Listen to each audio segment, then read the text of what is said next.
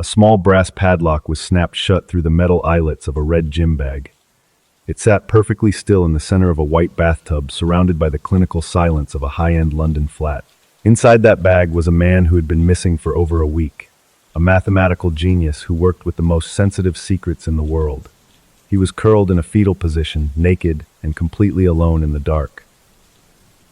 When the police finally cut that lock, they found something that seemed to break the laws of physics. Directly underneath the man's body were the keys to the very padlock that had sealed him inside. There were no fingerprints on the zipper, no DNA on the lock, and no signs of a struggle anywhere in the room. It was a crime scene that looked like a professional hit, but the official report called it a tragic accident. Hey everyone, welcome. I am your host, and today we are looking at 13 stories from the years 2010 and 2011 that absolutely defy logic. These are cases of strange deaths, disappearances, and anomalies that remain unsolved to this day. If you enjoy stories about the dark and mysterious, please hit that like button and subscribe. Also, let me know in the comments where you are listening from.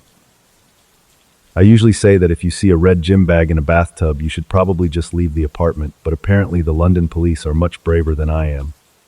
Seriously though, it is great to have you here. This is a journey into some of the most baffling forensic files ever recorded. We have 13 distinct stories to get through today, each one stranger than the last. Okay, let's get into today's story.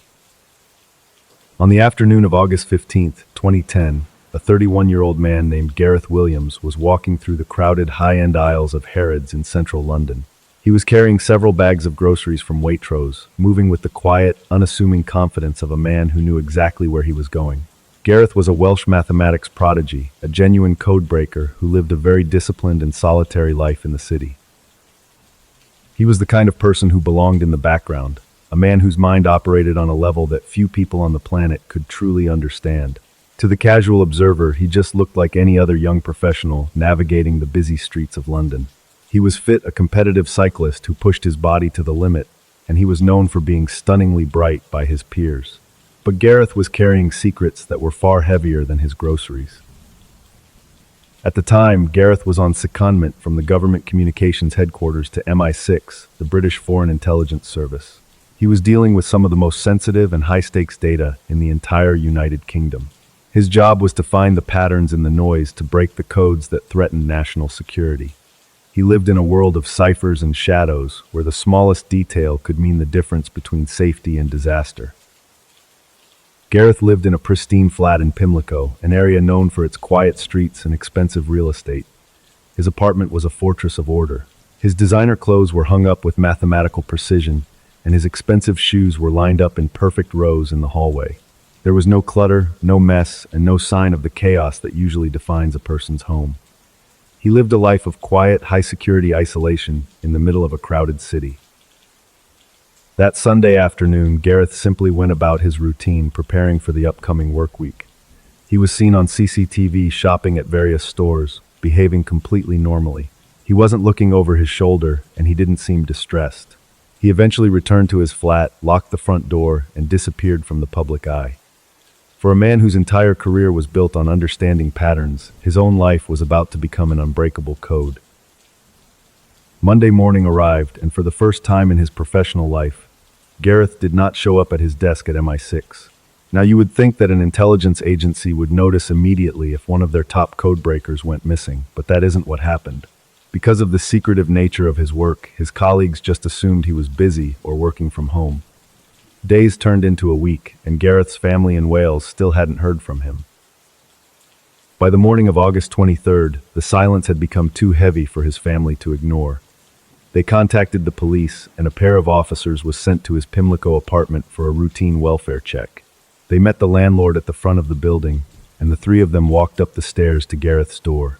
The landlord pulled out a heavy ring of keys and inserted one into the lock, his hand trembling slightly as the cylinder turned smoothly. The door was bolted from the inside, which meant that whoever was in the flat had to still be inside. The officers had to use their shoulders to force the door open, the wood groaning before it finally gave way. As the door swung into the hallway, they weren't met with the smell of death or the sound of a struggle. Instead, they were hit by a wall of stagnant, artificial heat that felt like a physical blow to the chest. It was a furnace in the hallway. The officers stepped inside, and the air was thick and stifling. They noticed that every single radiator in the apartment was humming, working at full capacity despite it being the middle of a summer heat wave. Every window in the flat was shut tight and locked from the inside. The thermostat on the wall was turned up to its maximum setting, making the apartment feel like a tomb. They moved through the living room where the designer shoes were still in their rows. There was no trash in the bins and no dishes left in the kitchen sink. The apartment was as clean as a museum. They followed the heat toward the back of the flat where the bathroom was located. When they pushed the door open, the intensity of the heat increased even more. The room was tiled from floor to ceiling and perfectly clean.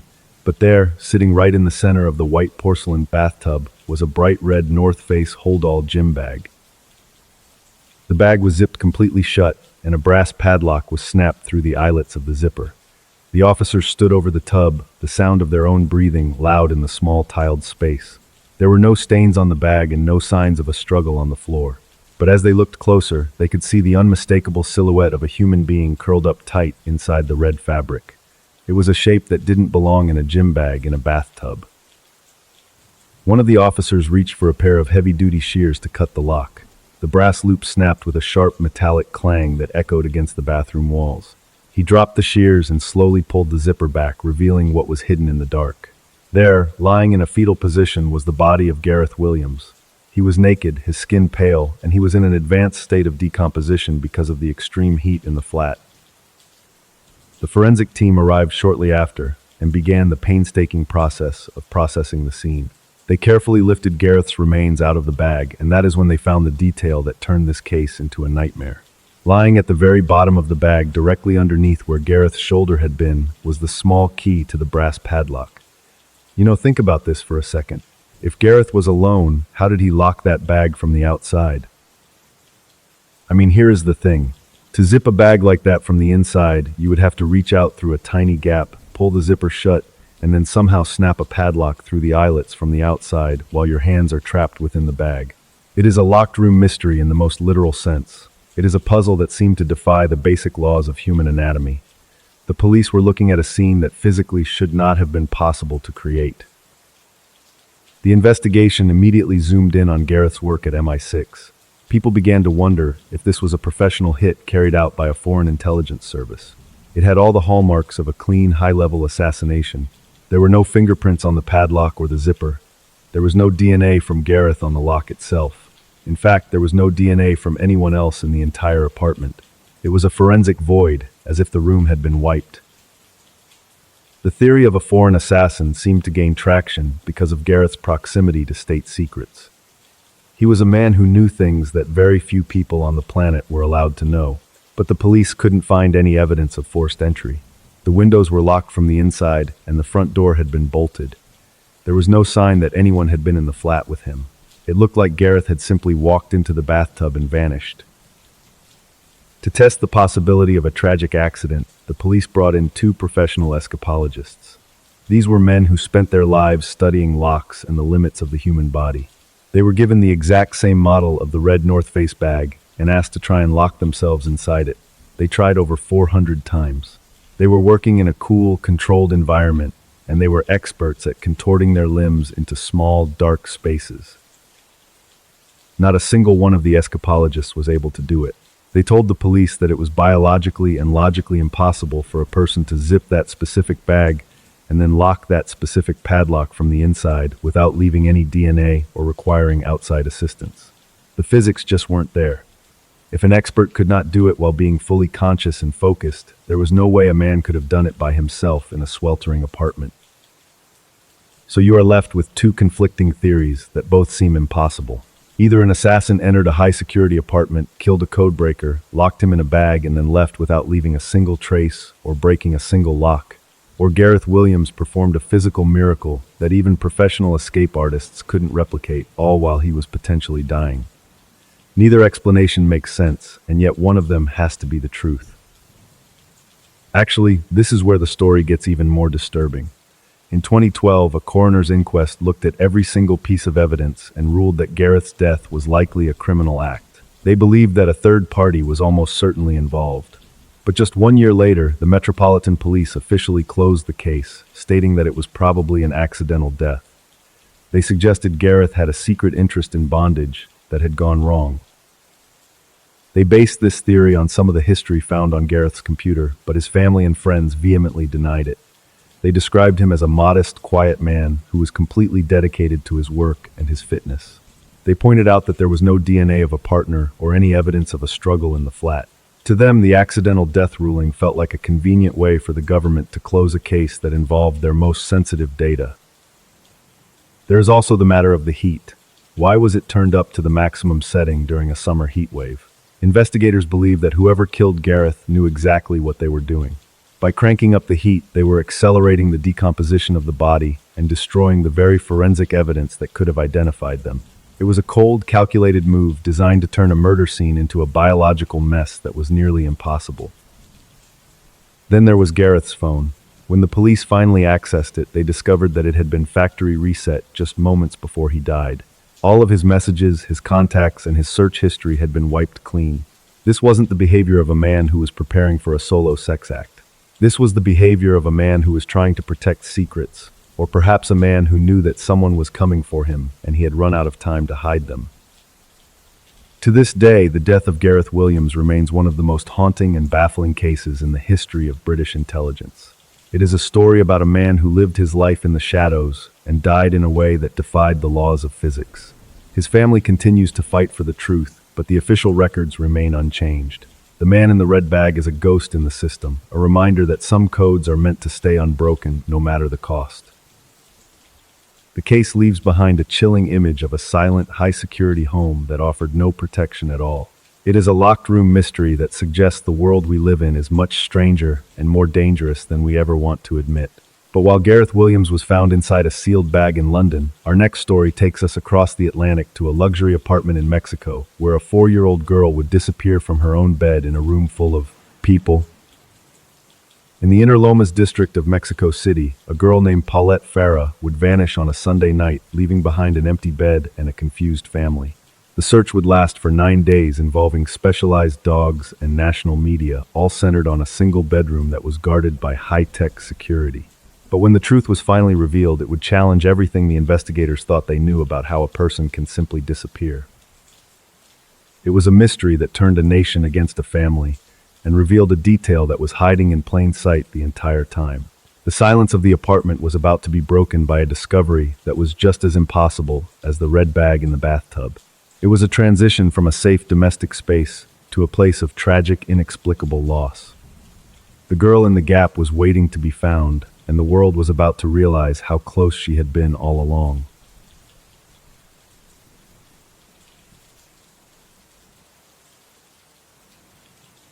On the morning of March 22, 2010, a woman named Erica Casimiro walked into a quiet bedroom in the Interlomas district of Mexico City. She was a nanny for the affluent Guevara family, and her first job every day was to wake up 4-year-old Paulette. The sun was just starting to hit the heavy curtains as Erica approached the small bed, ready to start the routine of a busy Monday morning in the city. The room was exactly as she had left it the night before. Erica reached out and gently pulled back the thick duvet, expecting to see the small sleeping form of the child she had cared for since birth. But as the fabric moved, Erica froze. The sheets were perfectly flat. The pillow was indented where a head should have been, but the bed was completely empty. There was no sound in the room, just the hum of the air conditioning. Erica didn't panic immediately. She figured the girl had simply woken up early and wandered into her parents' room. Paulette was a quiet child who struggled with physical and language disabilities, which meant she usually stayed exactly where she was put. Erica stepped out into the hallway and checked the master bedroom, but when she asked the parents if Paulette was with them, their confused faces told her everything she needed to know. Within minutes, the entire household was awake. Erica and the second nanny, Martha, began a frantic search of the massive luxury apartment. They checked under every piece of furniture, inside the walk-in closets, and behind the heavy drapes. They moved through the high-end kitchen and the formal living areas, calling Paulette's name, but the only response was the echoing silence of a home that felt suddenly and inexplicably way too large. Actually, the apartment was more like a fortress. It was located in a gated community with high walls and 24-hour security. Every entrance was monitored by cameras, and the windows were high above the ground. As the father Mauricio checked the security logs, he found that no one had entered or left the building through the night. There were no signs of forced entry, no locks had been picked. It was as if the girl had simply evaporated. By noon, the police had arrived and the apartment was swarming with investigators. They treated the scene like a high-stakes kidnapping. They interviewed the nannies, the security guards, and the parents searching for any crack in the story.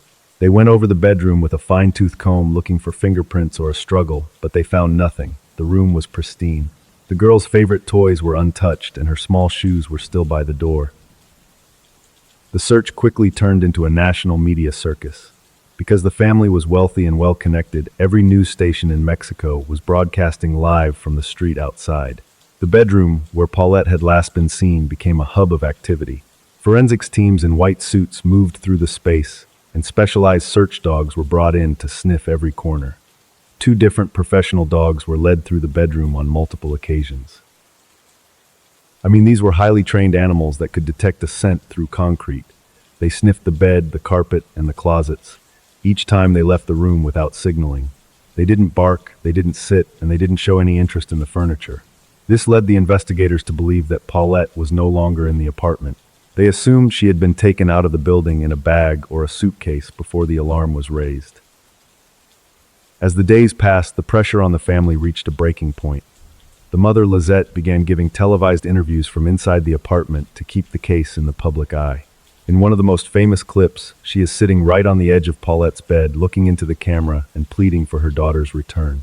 She looks calm, almost detached, which made the public start to wonder if something darker was happening behind closed doors. During these interviews, reporters and camera crews were constantly in and out of that bedroom. They set up heavy equipment on the carpet and sat on the mattress to take notes. Forensic experts even stripped the bed entirely to search for clues hidden in the frame, and then they made the bed again with fresh sheets. For over a week, that specific bedroom was probably the most scrutinized and occupied square footage in the entire country of Mexico. Well, here is the thing that makes this case so hard to wrap your head around.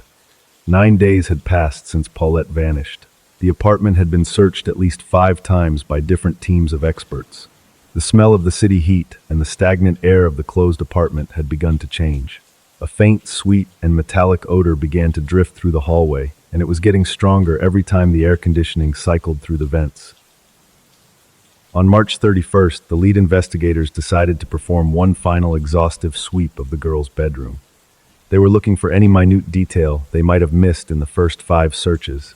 One of the officers walked over to the foot of the bed and leaned down. He noticed that the duvet was tucked in a way that looked slightly uneven. He reached out, grabbed the corner of the heavy mattress, and pulled it toward the center of the room. As the mattress shifted, it revealed a 15-centimeter gap between the padding and the solid wooden base of the bed frame. The officer looked down into the dark space, and his heart stopped. There, wrapped in her own sheets and wedged deep into the corner, was the body of Paulette. She was wearing the same light blue pajamas she had been wearing 9 days earlier. She was face down, her small body cold and completely still in the shadows. The discovery sent a shockwave through the entire country. People were struggling to understand how a child could be missing for 9 days, while her mother was giving interviews, sitting just inches away from her remains. The immediate question was how the search dogs, the forensics experts, and the nannies who made the bed every single day had missed a body in such a small, confined space. It felt like the body had just been placed there. And here is the part that will make your skin crawl. During one of the televised interviews recorded several days before the discovery, a set of pajamas is clearly visible lying on the bed. They are the exact same pajamas that Paulette was wearing when her body was finally found. This implied that either the child was not in the bed when the interview was filmed, or the mother was displaying the victim's clothes while the victim was right underneath her. The Attorney General of Mexico eventually held a press conference to deliver the official findings. Based on the autopsy and the position of the body, they ruled that Paulette's death was a tragic accident. They claimed that because of her physical disabilities, she had rolled over in her sleep, slid into the gap at the foot of the bed, and suffocated. They stated that she had been there the entire time, from the very first minute she was reported missing. But that explanation didn't sit well with anyone. Forensics experts pointed out that for a body to remain in a climate-controlled room for 9 days, without the scent being picked up by dogs or humans, was almost scientifically impossible. They argued that the gases of decomposition would have been overwhelming within 48 hours. And yet the official report insisted that the dogs had simply failed and that the experts had been remarkably unobservant. Think about this for a second. If she was there the whole time, it means that while the nannies were crying and searching, while the police were dusting for prints, and while the mother was staring into the news cameras, Paulette was right there. She was inches away from help, trapped in a dark wooden void while the world moved on top of her.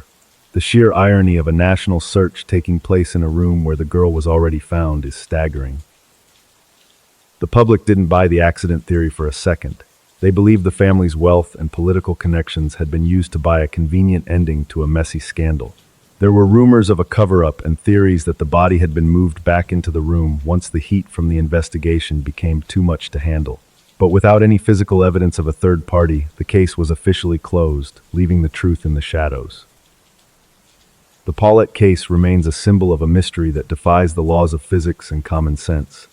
It left a family reputation in ruins, and a nation divided by a profound sense of injustice. The idea that a secure luxury home could become a tomb without anyone noticing is a fear that lingers long after the cameras have gone. It was a tragedy of errors, or perhaps a masterclass in deception where the answer was hiding in plain sight. Paulette Farah was a little girl who needed the world to protect her, but instead she became a footnote in a story about political convenience and forensic failure. Her death serves as a haunting reminder that the most dangerous place in the world can sometimes be your own bed. But while that bedroom in Mexico was filled with a tragic silence, our next story takes us to a small, cluttered apartment in Russia where the silence was filled with music. The apartment belonged to a brilliant man, a scholar who loved history and children. He lived a quiet life surrounded by books, maps, and a collection of life-size dolls that he had made by hand. But when the police finally pushed through his front door, they realized that the music coming from the dolls' chests was hiding a secret far more disturbing than anything found in a bed. It was a secret that had been dug up from the earth.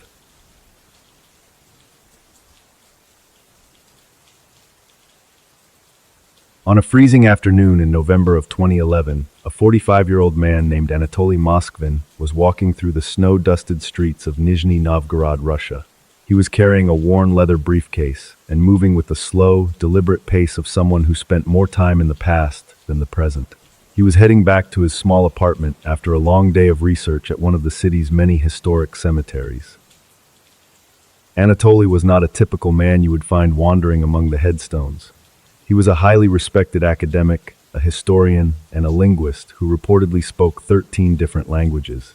In his community, he was known as a necropolist, an expert on the history of burial grounds and the stories of the people resting within them. He was a solitary figure, deeply intelligent and completely obsessed with the dead. His life was defined by a very specific academic kind of discipline. He spent his days visiting hundreds of cemeteries across the region, taking meticulous notes on the names, dates, and inscriptions he found. He even wrote articles for local newspapers, sharing his vast knowledge of the city's heritage. To his neighbors, he was just an eccentric, slightly lonely scholar who lived with his elderly parents in a cramped 3-room flat. Inside that apartment, the walls were lined with thousands of books, old maps, and academic journals that reached toward the ceiling. But there was something else in the home that occupied almost every available space. Scattered across the sofas, chairs, and bookshelves were dozens of life-size dolls. They were dressed in bright, colorful outfits, stockings, knee-high boots, and floral dresses. Many of them even wore party hats. Anatoly told his parents that he had a hobby of making these dolls by hand. He said they were part of a collection he was building to preserve the memory of the past. His parents, who were often away at their summer cottage, didn't think much of it. They saw the figures sitting at the small dining table or positioned on the couch, and they just assumed Anatoly was channeling his vast intellect into a strange but harmless creative outlet. The dolls were remarkably detailed. They had rounded faces, though their features were often covered by store-bought plastic masks or layers of fabric. Anatoly would spend hours talking to them, sitting them up for tea and playing music for them. To anyone looking through the window, it would have looked like a bizarre, crowded birthday party that never ended. But the atmosphere inside that apartment was about to shift from eccentric to nightmarish. For a few months leading up to 2011, the local police had been dealing with a series of disturbing reports from several cemeteries in the region. Headstones were being moved, and graves were being desecrated. At first, the authorities thought it was just a group of local vandals or extremists trying to make a statement. They increased their patrols, but the incidents continued, and the nature of the crimes began to feel much more calculated. The police decided to reach out to the one person in the city who knew more about these cemeteries than anyone else, Anatoly Moskvin. They figured he might have noticed something strange during his research, or could help them identify which specific graves were being targeted. On November 2nd, 2 officers made their way to the apartment complex where Anatoly lived, hoping to get a lead on the vandals. When they knocked on the door, Anatoly answered immediately. He was polite and calm, inviting the officers inside his cluttered, dusty home. As they stepped over the threshold, they were hit by a very specific scent. It wasn't the smell of rot, but something dry and metallic, like a mixture of salt baking soda and very old paper. The air was stagnant, and the apartment was so packed with books and dolls that there was barely room to walk. The officers moved into the living room, and that is when the scale of Anatoly's collection became apparent. There were dolls everywhere. Some were sitting on the floor leaning against the bookshelves, while others were propped up in chairs as if they were watching television. They were all wearing high-end children's clothing, and some had ribbons tied into their synthetic hair. The officers felt a strange, uncanny valley sensation looking at them. One of the officers noticed a doll sitting on the sofa that looked particularly heavy. It was wearing a pink dress and a pair of white stockings. He reached out to move it so he could sit down and talk to Anatoly, but as his hand brushed against the figure's chest, he felt something hard and cold beneath the fabric. It didn't feel like cotton stuffing or plastic. It felt like bone. He pulled his hand back, his heart starting to race in the silence. And here is the thing.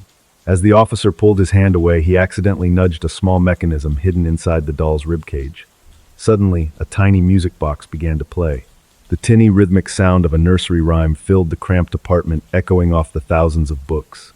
It was a cheerful, upbeat melody that felt absolutely wrong in the heavy, metallic air of the room. The officers stood frozen, listening to the music. The officers realized the dolls were not made of plastic. They were mummified remains, 26 of them. The academic retreat was immediately transformed into a massive crime scene. As forensics teams began to process the apartment, the reality of what Anatoly had been doing for over a decade began to surface. He hadn't just been visiting the cemeteries to take notes. He had been digging up the bodies of young girls and women aged 3 to 25 and bringing them back to his apartment in the middle of the night. Actually, the level of effort he put into these dolls was staggering. He would carry the remains home in a backpack or a suitcase, and then he would begin a long process of mummification. He used a mixture of salt and baking soda to preserve the skin, and he stuffed the cavities of the bodies with rags to give them a lifelike shape. He would then dress them in the finest clothes he could find, often visiting the graves again to steal their original outfits. Inside the apartment, police found a collection of photographs of the girls when they were alive pinned to the walls behind their mummified versions. There were also detailed instructions Anatoly had written for himself on how to care for the dolls, and he had even prepared birthday cards for each of them. He told the investigators that he wasn't trying to be macabre. He said he was waiting for science to find a way to bring them back to life. Based on DNA, other forensic evidence, and witness statements, here is a reconstruction of what police believe happened. Anatoly spends his nights scouting the newest arrivals at the cemeteries, looking for specific names and ages. He waits for the moon to be low, then he uses a small hand shovel to dig through the fresh earth. He reaches the casket, opens the lid, and speaks to the spirit of the child, asking if she wants to come home with him. He believes he hears a response, a whisper in the wind that gives him permission. He lifts the body out, wraps it in a tarp, and begins the long walk back to the city. Once home, he works in the kitchen while his parents are away, carefully cleaning the remains and applying his chemical mixtures. He places a music box inside the chest cavity so that when he hugs them, they can sing back to him. He is not a killer, but a curator of a nightmare. You know, the most disturbing part of the investigation was the sheer number of victims. While they found 26 mummies in the apartment, they eventually discovered that Anatoly had desecrated as many as 150 different graves. He had a map of the region where he had marked every single site he visited, and he kept a diary where he recorded the personalities of the girls he had taken from the earth. He claimed that he felt a profound sense of loneliness, and that the dolls were his only true companions. He didn't see them as dead bodies. He saw them as people who had been forgotten by the world, and he believed he was the only one who truly loved them. It was a complete internal reorganization of reality, where the most extreme taboo was transformed into a gesture of academic and emotional devotion. I mean, the way he masked the smell was incredibly effective.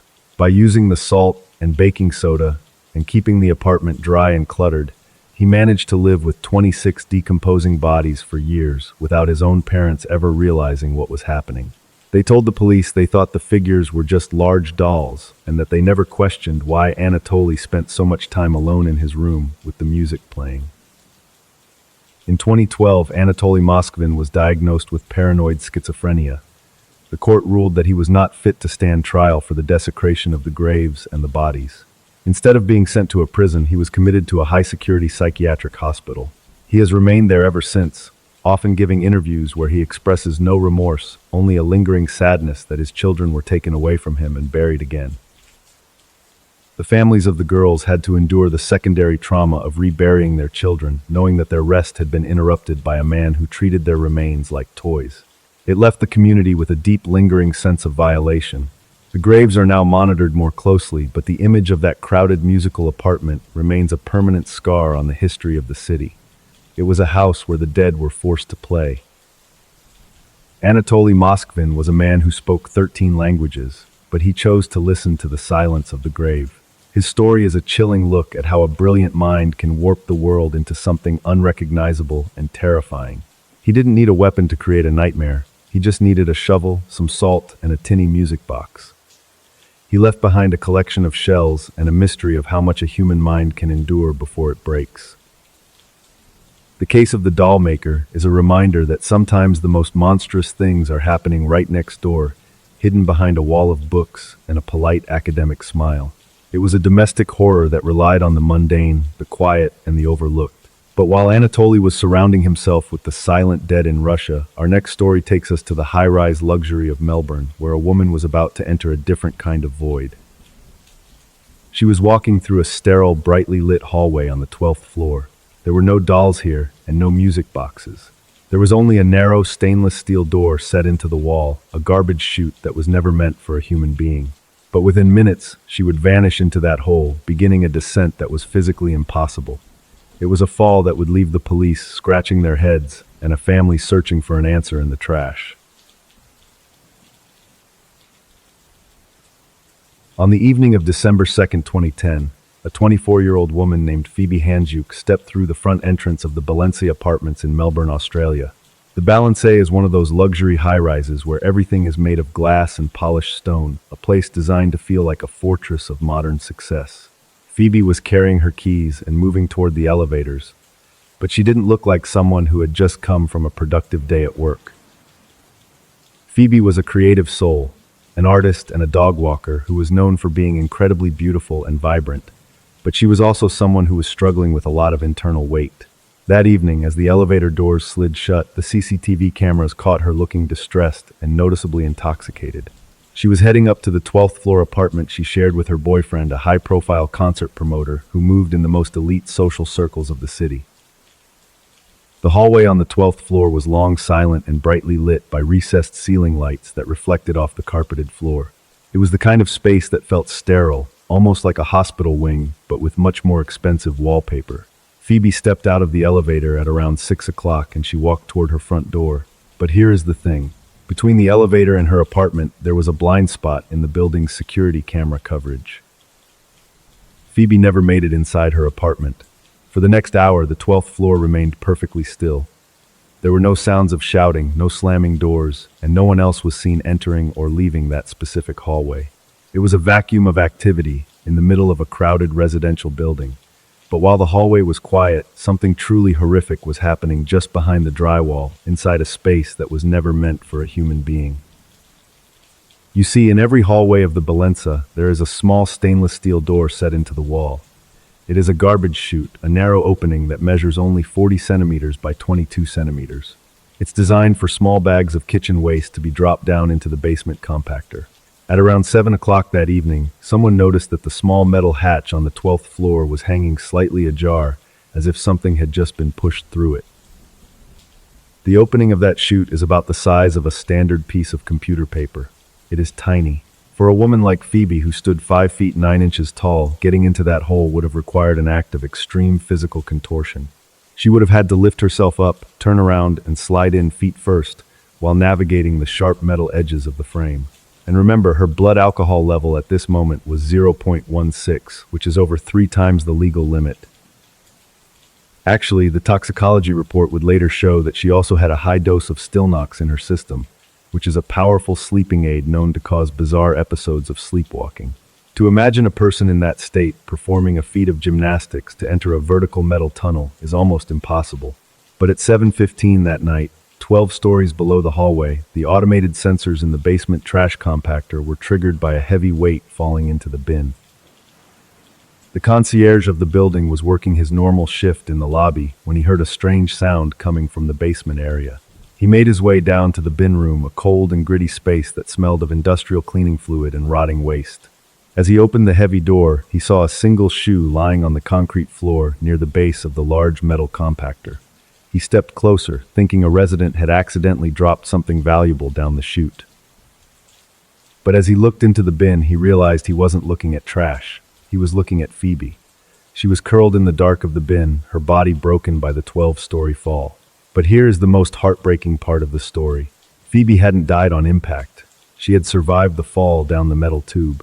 The compactor blade had partially severed her foot, and she had spent her final moments trying to crawl out of the bin before she eventually bled to death in the dark.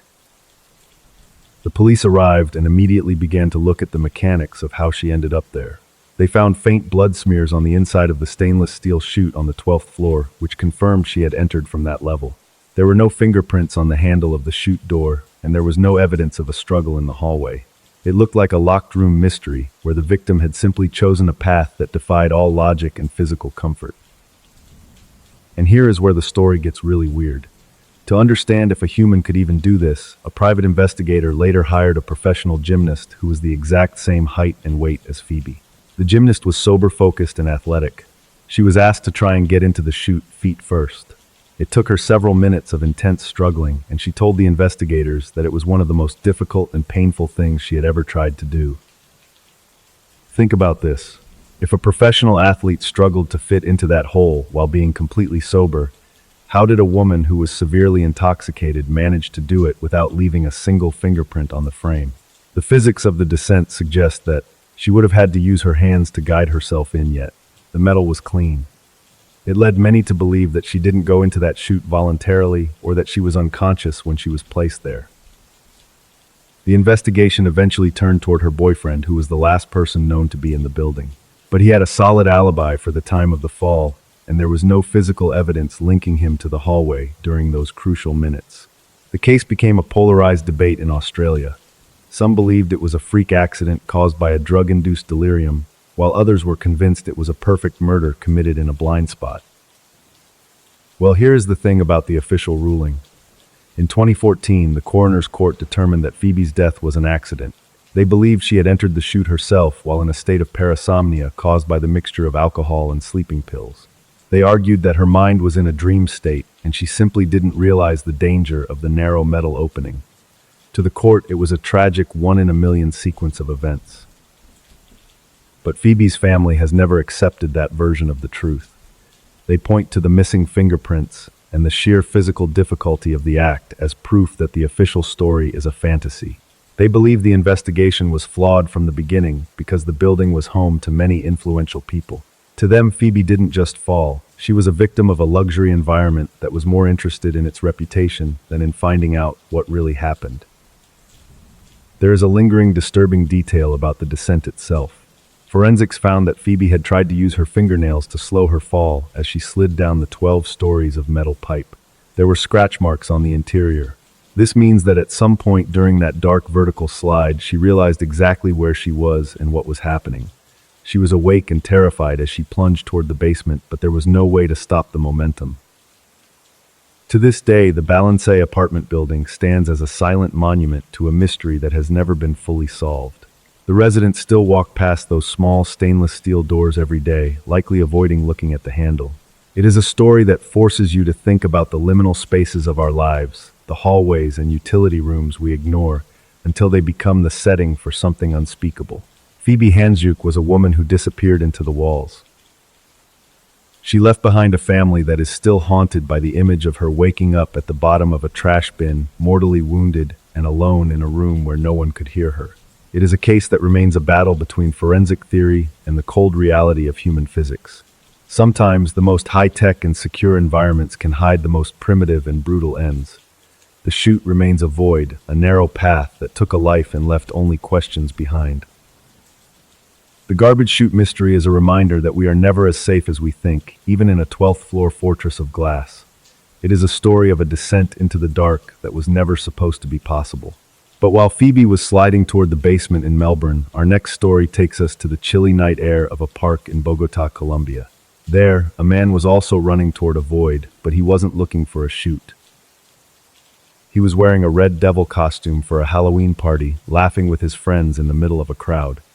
But within minutes, he would break into a sprint, heading toward a concrete drainage pipe that was usually dry. He would vanish into that dark tunnel, and by the time he was found, his death would spark a scandal that would tear the elite families of a nation apart. It was a night when the devil wasn't just a costume. Each of these stories leaves an afterimage of a person standing at a threshold they should have never crossed. In Melbourne, it was a metal hatch. In Bogota, it was the opening of a drainage pipe. Both were paths into the earth, and both ended in a silence that no court ruling has ever been able to break. The darkness doesn't care about the luxury of the building or the prestige of the victim. It only cares about the gravity of the fall.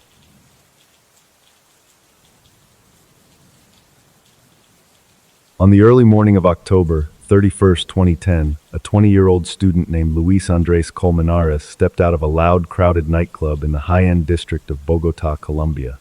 He was wearing a bright red devil costume, complete with a mask and a cape, as he adjusted his collar against the sharp mountain chill of the city air. It was 3 a.m., and the party was still in full swing behind him. Luis was a brilliant economics student at the prestigious Los Andes University, and he was often called the golden boy of his family. He had a reputation for being disciplined, focused, and deeply loved by everyone who knew him. That night, he was surrounded by the elite of Bogota society, celebrating Halloween at a club called Penthouse, with two of his close female friends, Laura Moreno and Jessie Quintero. The club was located in the Zona Rosa, an area known for its expensive bars and high-security nightlife. Inside, the music was deafening and the lights were a blur of neon, but Luis seemed perfectly at ease. He had been laughing and dancing for hours, looking every bit like a young man with a bright future ahead of him. To his parents back home, this was exactly the kind of life they had worked so hard to provide. As Luis walked away from the club entrance, he was joined by Laura and Jessie. The three of them moved toward the sidewalk, their breath visible in the cold, thin air of the Bogota night. Luis mentioned that he was suddenly very hungry and wanted to find something to eat before heading home. It was a mundane, ordinary moment that should have ended with a late-night snack and a taxi ride back to his apartment.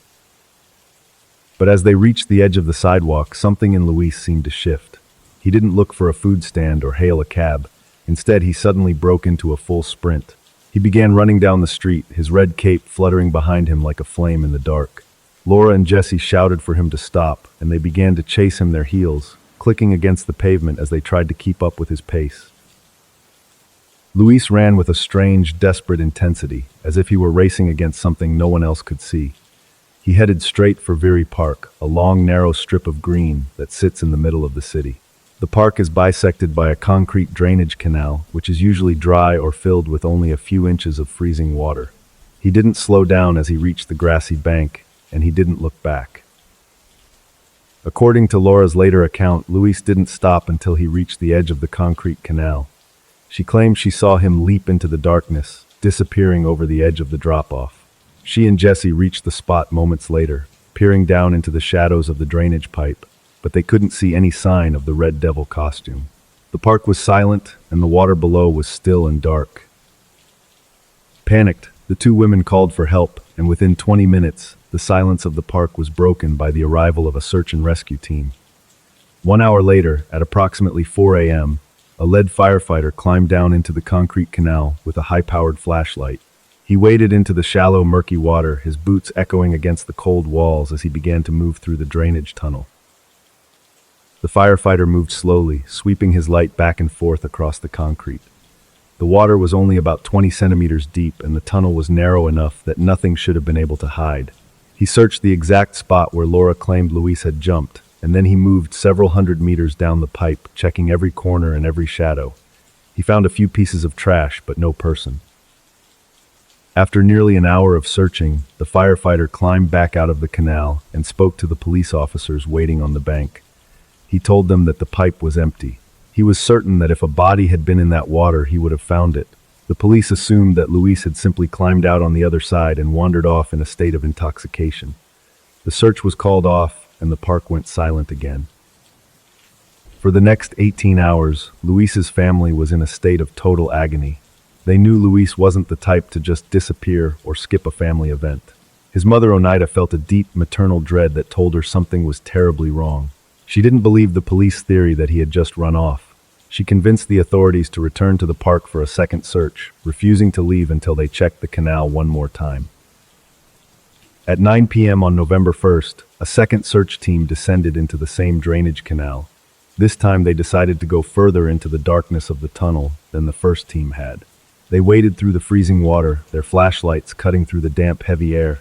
About 400 meters from where Luis had supposedly jumped, the light reflected off something bright and red tucked into a corner of the pipe. The firefighters moved closer, and their hearts sank. There, face down in the shallow water, was Luis Andres Colmenares. He was still wearing the Red Devil costume, but the mask was gone. His body was cold wedged into a section of the tunnel that should have been easily visible during the first search. The Golden Boy of Los Andes University was found in a place that the authorities had sworn was empty just hours before. The initial ruling by the police was that Luis had died of accidental drowning. They suggested he had fallen into the canal, hit his head, and lost consciousness in the water. It was a tragic, straightforward explanation that many people were ready to accept.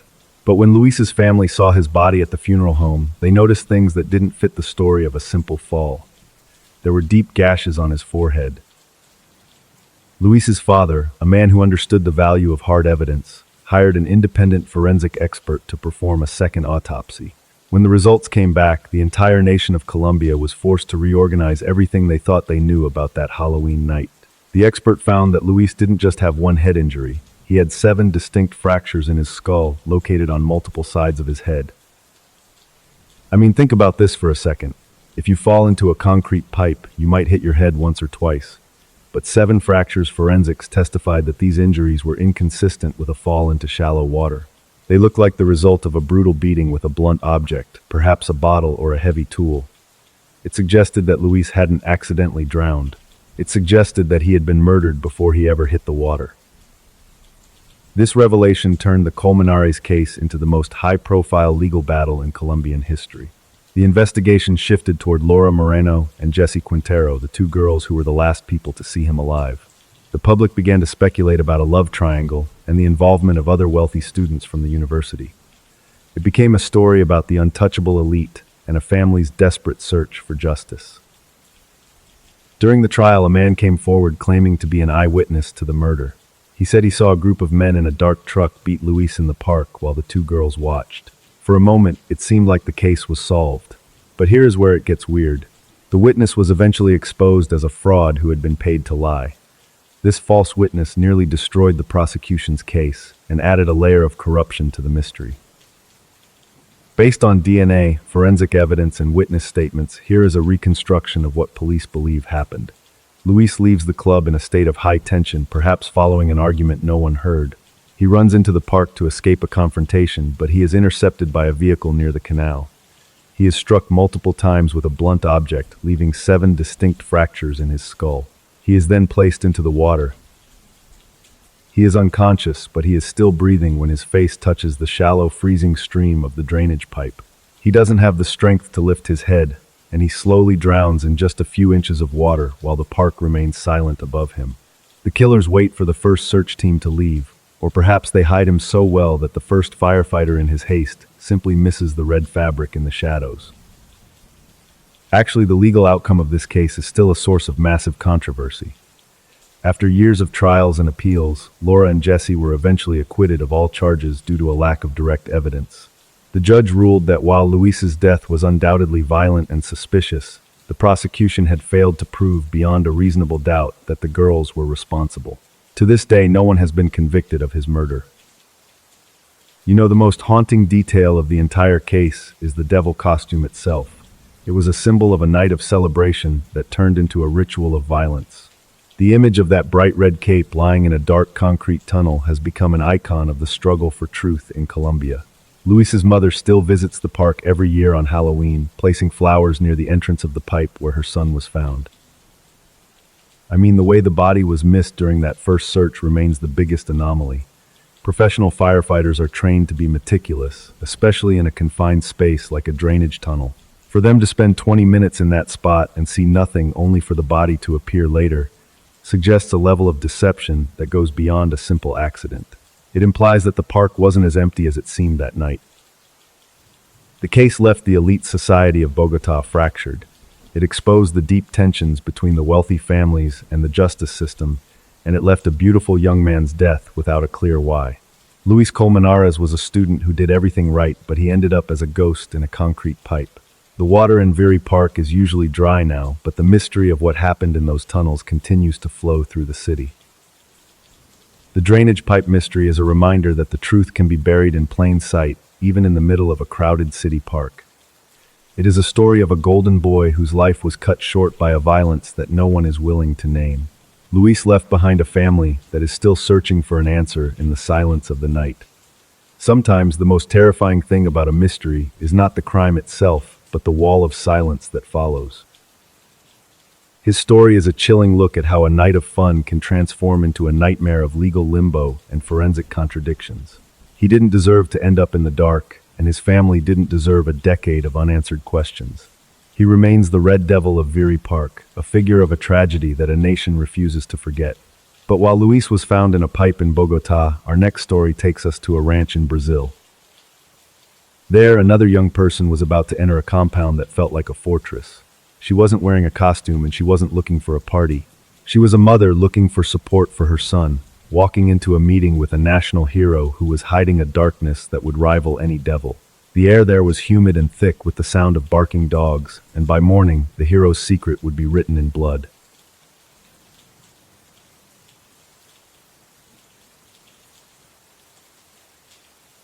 On the afternoon of June 4th, 2010, a 25-year-old woman named Eliza Samudio sat in the passenger seat of a car as it wound through the lush, rolling hills of Minas Gerais, Brazil. She was holding her 4-month-old son tightly in her lap, watching the palm trees blur past the window. Eliza was a model and a former film actress, but today she was just a mother looking for a future for her child. She was heading to a luxury ranch owned by Bruno Fernandes de Souza, the star goalkeeper and captain of Flamengo, one of the biggest football clubs in the world. Bruno was a national hero, a man with fame and millions of dollars. Eliza believed she was finally going there to settle a child support claim and get a DNA test for her son. She felt a flicker of hope that the legal battle was finally coming to an end.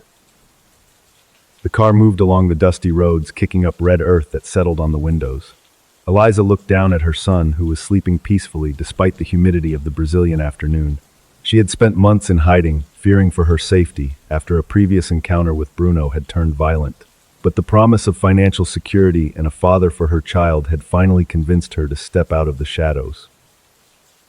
As the car pulled up to the heavy iron gates of the compound known as Sítio do Bruno, the atmosphere changed. The walls were high-topped with jagged glass and security cameras that stared down like unblinking eyes. Behind the fence, the deep, rhythmic barking of several large Rottweilers echoed across the property. It was a beautiful, expensive estate, but it felt remarkably isolated from the rest of the world. One of Bruno's closest friends, a man everyone called Macarão, met her at the door. He didn't offer to help with her bags or ask about the baby. Instead, he reached out and demanded her cell phone. He told her it was for security reasons, just a temporary rule for anyone staying at the ranch. Eliza felt a knot of unease tighten in her stomach, but she handed the device over, stepping into the luxury house with her son. Within an hour, the hope Eliza had felt on the drive over began to evaporate. She was shown to a room on the second floor, but she quickly realized she wasn't allowed to leave it without permission. The house was filled with men she didn't know, friends and associates of Bruno who moved through the hallways with a quiet, menacing efficiency. Bruno himself was distant, barely looking at her or the child. Actually, the ranch was less like a home and more like a fortress. Eliza spent the first evening sitting by the window watching the sun go down over the tree line. She could hear the sound of the swimming pool pump and the distant laughter of men drinking by the grill, but no one came to check on her. She tried to open the door to the hallway, but it was locked from the outside. She was a guest who had become a prisoner. On the second day, the heat became stifling. The air conditioning in her room was weak, and the baby was becoming restless. Eliza knocked on the door until Macaron finally opened it. She asked for milk and a DNA test, but he just stared at her with cold, empty eyes. He told her to be patient and that everything was being handled. He then shut the door and turned the key, leaving her in the darkening room once again. For the next 6 days, the luxury ranch became a terrifying void. Eliza spent most of her time pacing the small area of her room, listening to the muffled voices of men arguing in the kitchen below. She could hear them mentioning her name and discussing the problem they needed to solve. Outside the window, the Rottweilers were restless, their pacing paws clicking against the concrete as they guarded the property. Imagine the psychological toll of those 6 days. You are in a beautiful house, surrounded by wealth, but you are completely cut off from the world. You have no phone, no way to call for help, and you are holding a child whose father is just a few rooms away planning your end. Eliza tried to keep her son quiet, fearing that his crying would provoke the men she could hear laughing in the hallways. On the morning of June 10th, Macaron entered the room and told Eliza it was time to leave. He said they were going to a different location in the city of Belo Horizonte for the DNA test. Eliza gathered her few belongings and her baby, feeling a desperate urge to get away from the ranch and the barking dogs. They were driven to a modest house in a nearby town, a place that felt unremarkable and quiet. But as they stepped inside the second house, the air felt suddenly heavy. Waiting in the living room was a man named Marcos Aparecido dos Santos, known to many as Bola. He was a former police officer who had a reputation for being a specialist in making people vanish. He didn't say a word as Eliza entered. He simply stood up and pulled a piece of nylon cord from his pocket. In that moment, the DNA test was revealed as a lie. The struggle was short and silent.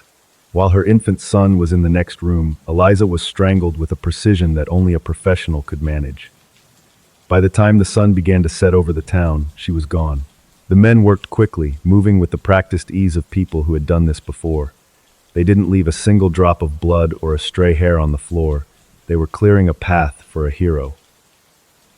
A few weeks later, the silence was broken when an anonymous tip led police to a slum in the city of Ribeirão das Neves. There, they found Eliza's baby alive, being cared for by a woman who had no connection to the family. The discovery of the child triggered a massive investigation into the star goalkeeper. Bruno and his associates were arrested, and the focus turned back to the luxury ranch and the dogs that guarded it. Well, here is the thing about the discovery. The truth only came out when Bruno's 17-year-old cousin broke down during questioning. He had been at the ranch, and he had seen the kidnapping unfold. He told the investigators a story that made the veteran officers pale. He said that after Eliza was killed, her body was taken back to the area near the ranch. He claimed that the men had cut her remains into small pieces. The cousin testified that the men then took those remains and fed them to the Rottweilers to leave no trace. Think about the level of calculation involved here. By using the dogs, they were attempting to erase the physical evidence of Eliza's existence entirely. They believed that if there was no body, there could be no murder conviction. It was a cold, mechanical way to dispose of a human being who had become a financial burden. Based on DNA, other forensic evidence, and witness statements, here is a reconstruction of what police believe happened. Bruno sits in the back of a luxury car watching the gate to his ranch close. He gives the order to Macaron, who coordinates with the ex-cop. They wait until Eliza is vulnerable, then they strike. They move the remains under the cover of night, using the sound of the barking dogs to mask their own movements. In 2013, Bruno was sentenced to 22 years in prison for his role in the murder. But because of the complexities of the Brazilian justice system, he was eventually allowed to play football for several clubs while serving time in a semi-open regime. He stood on the pitch wearing his goalkeeper gloves and being cheered by fans while the family of the woman he murdered watched from the stands in total horror. Eliza Samudio's body has never been recovered. There is no grave to visit and no final resting place for the young mother who just wanted a life for her son. The case remains a chilling reminder of how fame and power can be used as a shield for the most monstrous acts. The hero of Flamengo is a convicted killer, and the silence of the ranch in Minas Gerais is a void that even a decade of legal battles hasn't been able to fill. The story of the goalkeeper and the model is a tragedy of a mother's hope meeting a predator's greed. It is a mystery that was solved through a confession, but left a permanent scar on the heart of a nation. But while the dogs were quieted in Brazil, our next story takes us to the unlit streets of a South African township. There, another young woman was about to realize that the person she trusted most was a total stranger.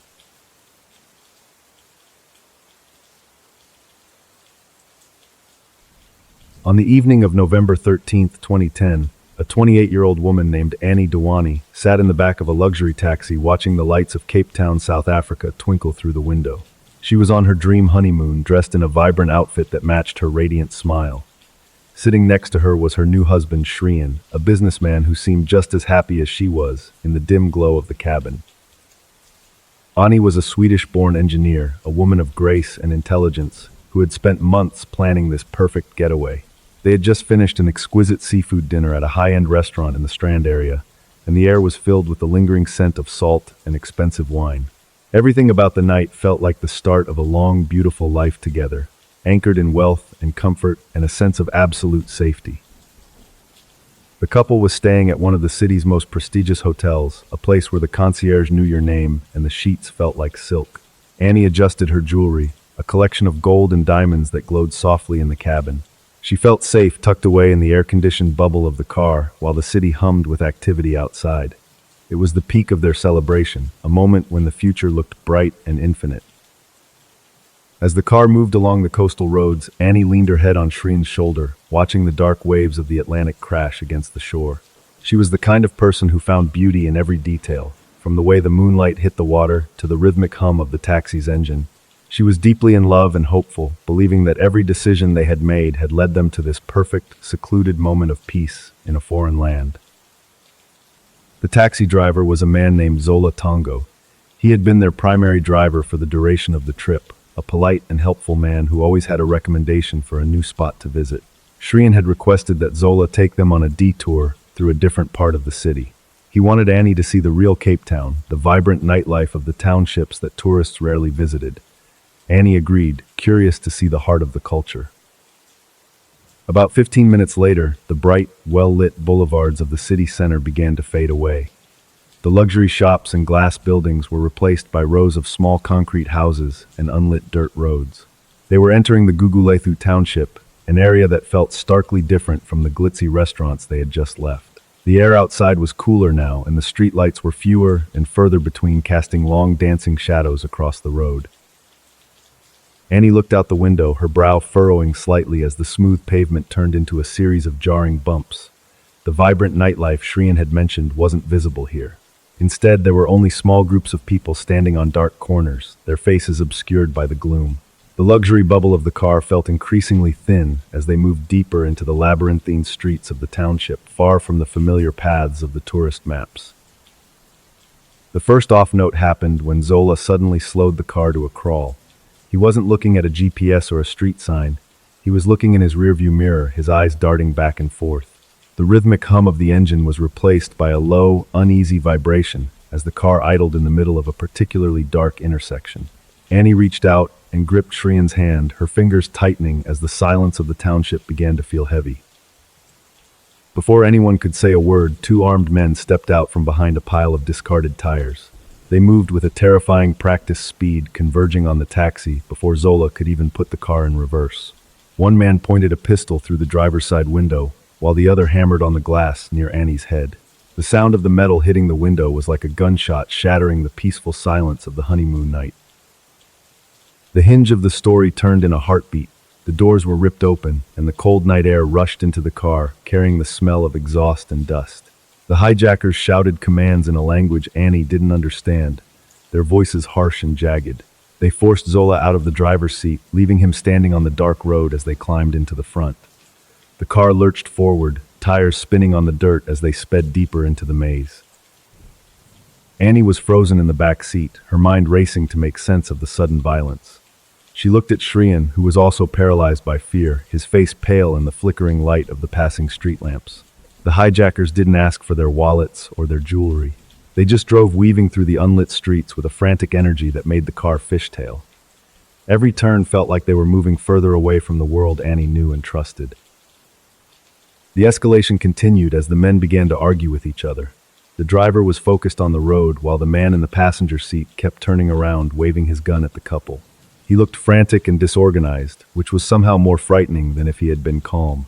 Annie could hear her own heartbeat in her ears, a frantic drum that matched the jarring rhythm of the car as it bounced over the uneven ground of the Gugulethu township. About 10 minutes after the hijack began, the driver slammed on the brakes. They were in a desolate area surrounded by tall grass and the distant silhouettes of abandoned buildings. The man in the passenger seat pointed his gun at Shriyan and ordered him to get out of the car. Shriyan hesitated, looking at Annie with a desperate, pleading expression, but the hijacker began to scream, shoving the barrel of the pistol against Shriyan's chest in the dark. And so then, in a move that defied logic, the hijackers forced Shriyan to climb through a small rear window of the car instead of letting him out the door. It was a clumsy, desperate struggle, the sound of his clothing scraping against the metal frame, filling the silence. As soon as Shriyan hit the ground, the hijackers slammed the car into gear and sped away. Annie was now alone in the back seat, with two armed strangers disappearing into the blackness. The heaviest point of the night was the silence that followed. There were no more shouts, no more arguments, just the sound of the tires on the dirt and the heavy breathing of the men in the front. Annie sat perfectly still, her hands folded in her lap, watching the back of the driver's head.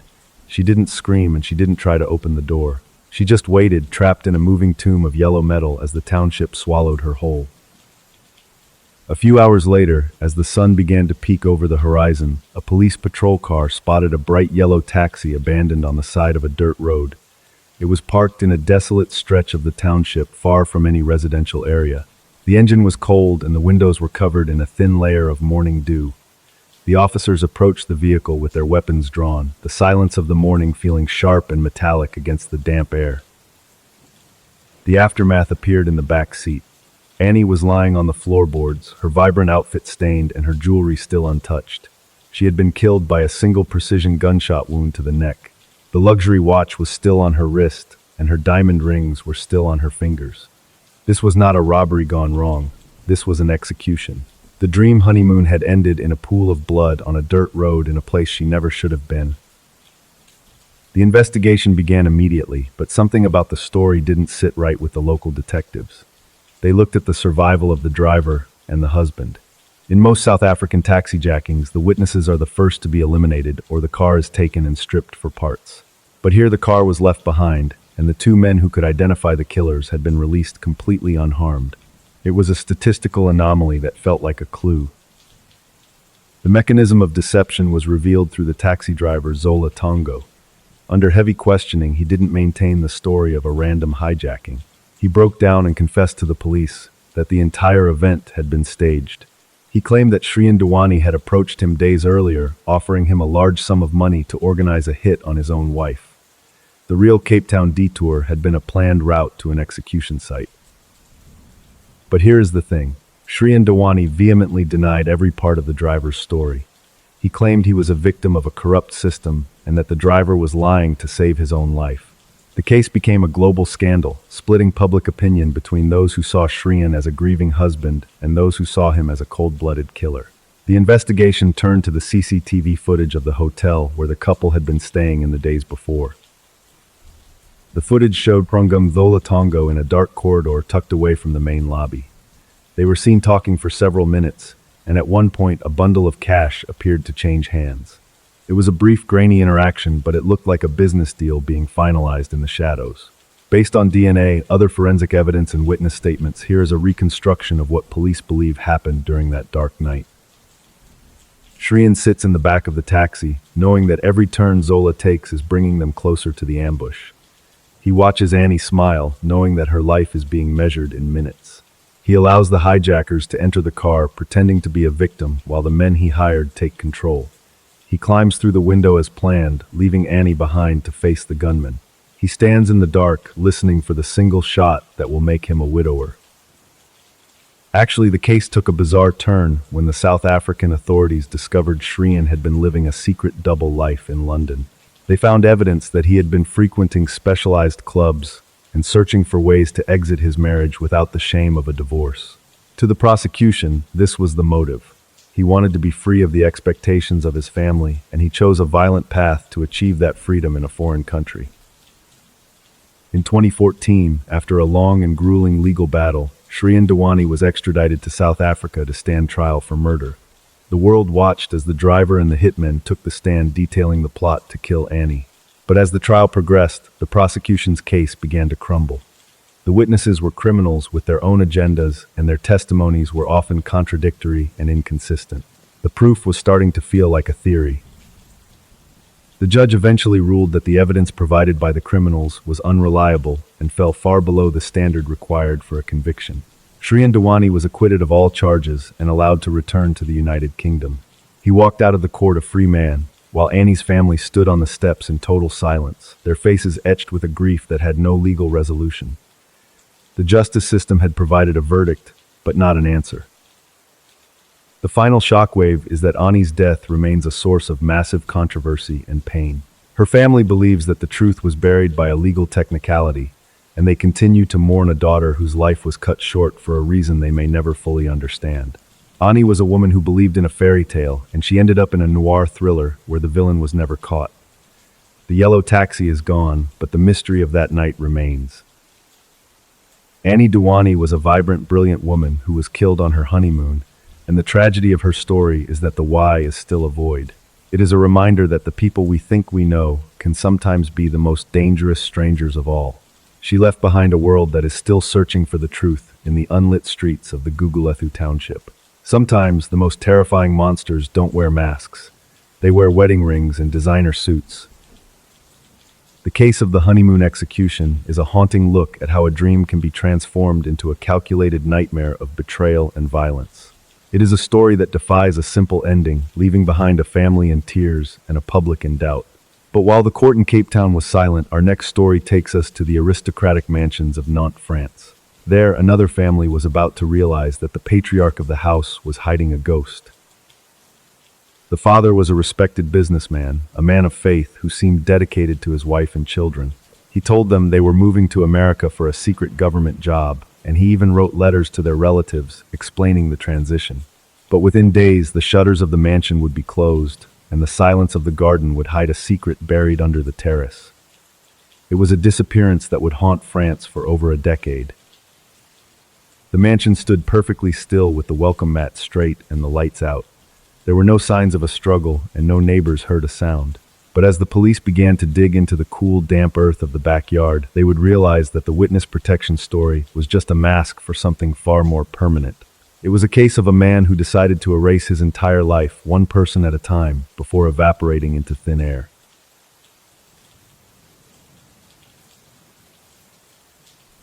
On the morning of April 11, 2011, a quiet residential street in the historic city of Nantes, France, was unusually still.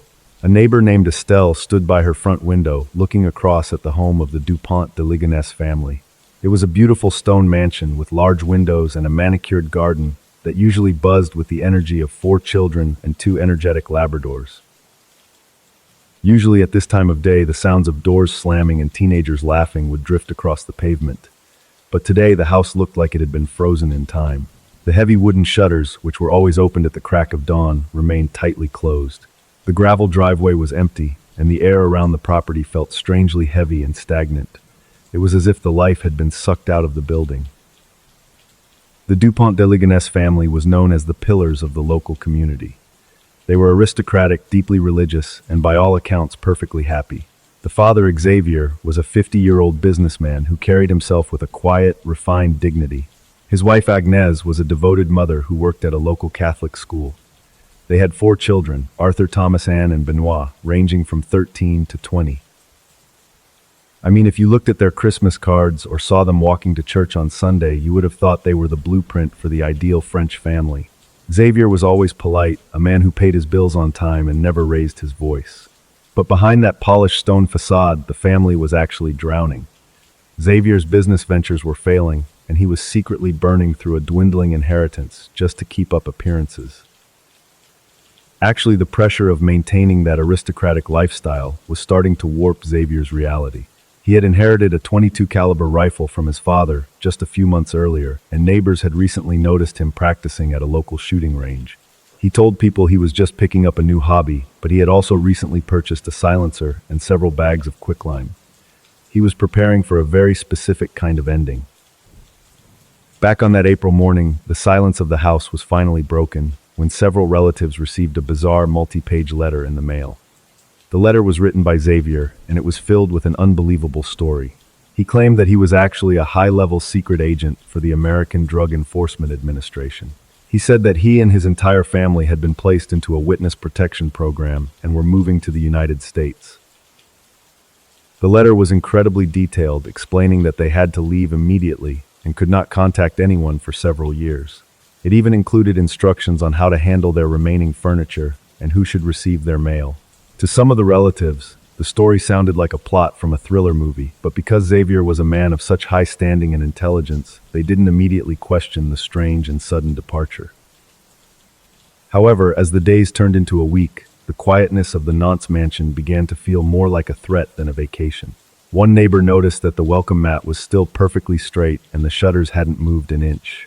There was a small note taped to the front door that simply said, "Return all mail to sender."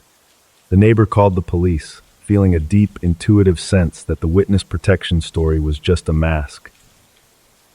On April 21st, nearly 3 weeks after the family was last seen, the police finally decided to perform an exhaustive search of the property. They pushed through the front door and were met with a house that was unsettlingly clean.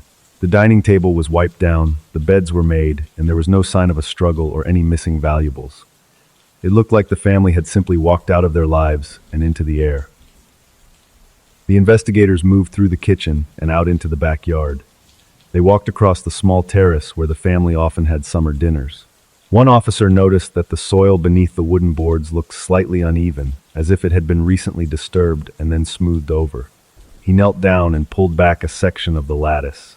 He saw several rectangular patches of earth that looked darker and damp compared to the surrounding ground. He called for a forensic team to bring in shovels. As they began to dig through the cool, heavy clay, the smell of lime and decomposition began to rise into the afternoon air. About a meter down, the shovels hit something solid. They cleared the dirt away to reveal a plastic tarp, neatly wrapped and tied with twine. Beneath the terrace of the beautiful Nantes mansion, the search for the secret agents was about to end in a visceral nightmare. The police eventually uncovered 5 separate graves. They found the bodies of Agnès and all 4 of the children. Even the 2 family Labradors had been killed and buried alongside them. Each victim had been shot twice in the head with a .22 caliber rifle while they were sleeping.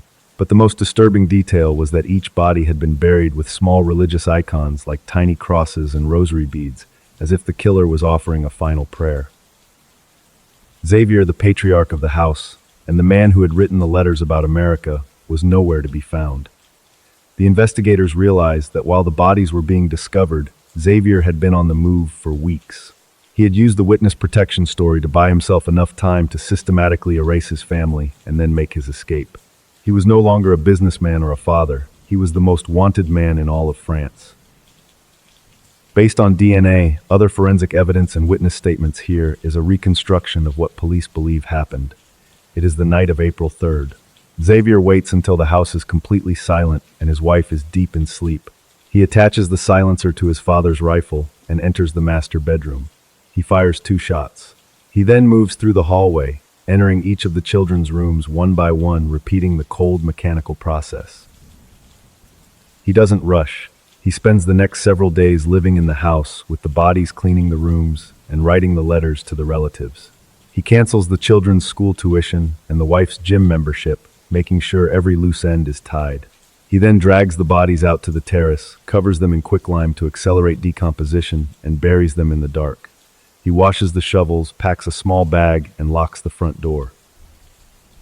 Think about this for a second.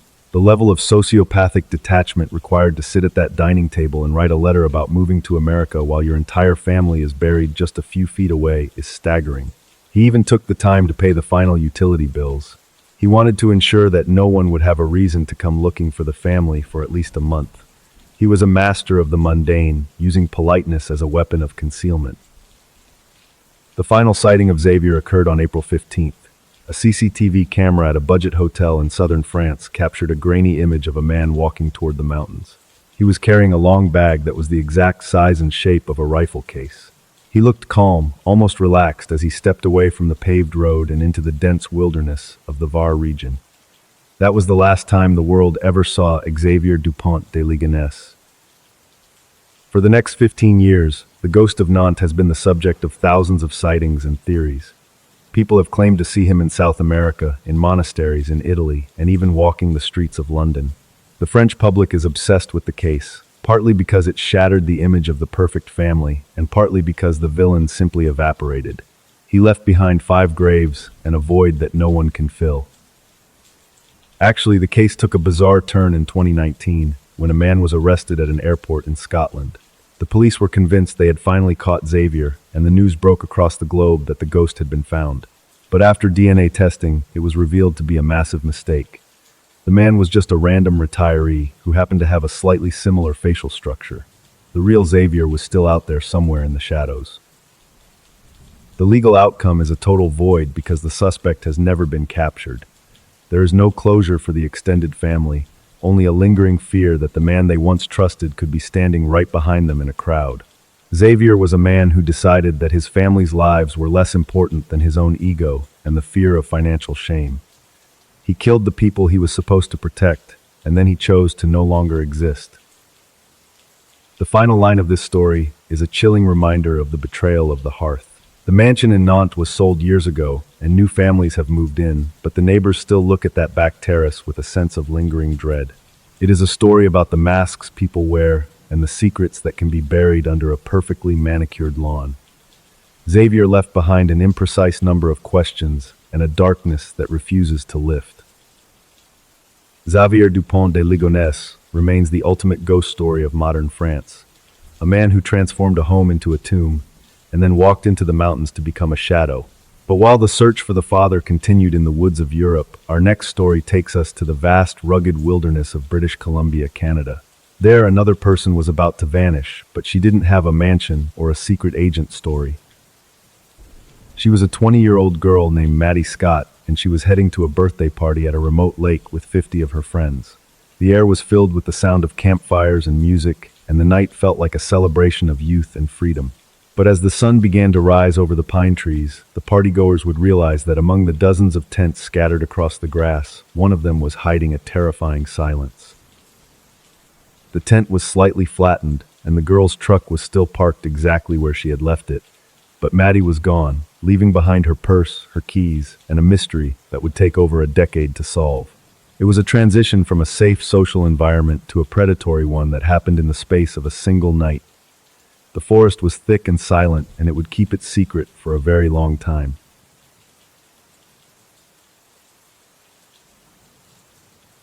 On the night of May 27th, 2011, a 20-year-old woman named Madison Scott, everyone called her. Maddie stood by the open tailgate of her white 1990 Ford F-150. She was at Hogsback Lake, a rugged wooded clearing about 25 kilometers south of Vanderhoof, British Columbia. The air was sharp with the scent of pine and the heavy sweet smoke from a birthday bonfire. Maddie was the kind of person who belonged in the woods. She was vibrant and athletic, a girl who worked as a mechanic and loved nothing more than riding her motorbike or getting her truck muddy. She was wearing a simple hoodie and jeans, laughing as she moved through the crowd of about 50 people.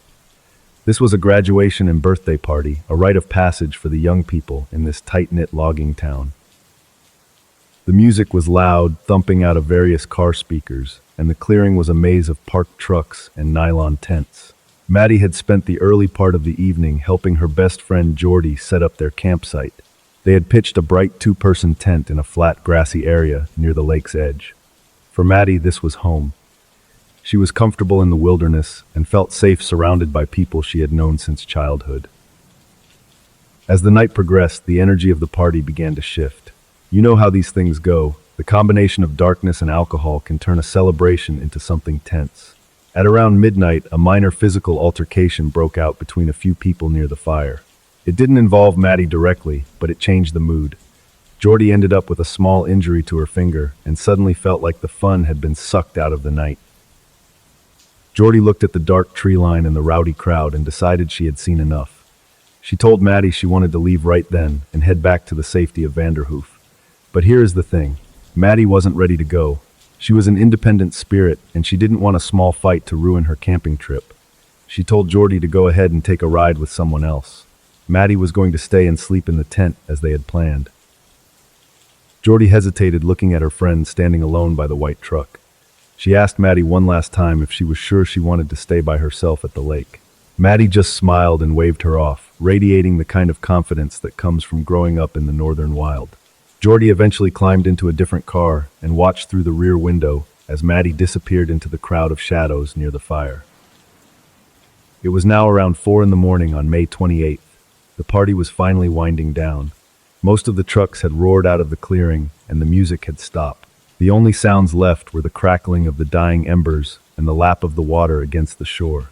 A few people were still awake, huddled in their own tents, but no one was paying attention to the white truck or the bright tent where Maddie Scott was settling in. One of the last people to leave the clearing saw Maddie's tent zipped up tight. There were no lights on inside and no sound coming from the campsite. Everything looked perfectly normal. It was a peaceful, silent scene in the middle of a Canadian spring night. The moon was low over the lake, casting a pale silvery glow over the flattened grass. Maddie was alone, but she was in a place she loved in a town where she felt at home. The sun began to rise at around 5:30, hitting the canvas of the tents with a cold gray light. A few people returned to the clearing to clean up the trash and gather the belongings they had left behind the night before. They saw Maddie's white Ford F-150 parked exactly where it had been. They saw her tent, which looked a little bit messy, but they didn't think twice about it. They assumed she was just sleeping off the long night. These people moved all around the campsite. They picked up beer cans and empty plates, just feet away from where Maddie's head would have been resting.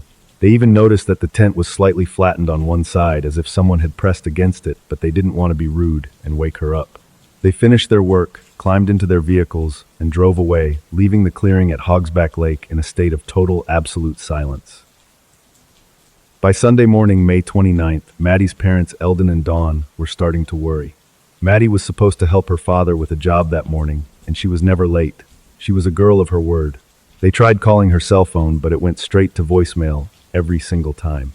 They figured she might have lost her phone at the lake, so they climbed into their car and made the 25-kilometer drive south to find her. They pulled into the clearing at Hogsback Lake and saw the white truck immediately. It was sitting alone in the grass, the only vehicle left from the party. The clearing was empty of people, and the only thing left was Maddie's tent. Dawn stepped out of the car calling her daughter's name, but the only response was the wind moving through the pines. She walked toward the tent, her heart starting to beat faster against her ribs as she noticed the quiet. Dawn reached down and unzipped the tent. She expected to see Maddie looking up at her, perhaps a bit embarrassed for oversleeping. But the interior was a void. Maddie wasn't there. Her sleeping bag was spread out, and her pillow was sitting at the top. Next to it was Maddie's purse, her keys, and her cell phone. Everything she would need to leave the site was sitting right there, untouched. It was as if she had been snatched right out of the air. The Scott family didn't wait. They called the police immediately, and within hours, the clearing was swarmed with officers and search teams. They looked at the ground around the tent, searching for signs of a struggle or footprints leading into the woods. They found a few strange details. There was a flattened patch of grass where it looked like something heavy had been dragged, and there was a small amount of blood found on the side of the tent. The investigation was massive. Over the next few weeks, diving teams searched every inch of Hogsback Lake using high-tech sonar and underwater cameras. They thought maybe she had wandered into the water in the dark. But the lake was clear, and it gave up nothing. Thousands of interviews were conducted with everyone who attended the party. A wall of silence seemed to descend.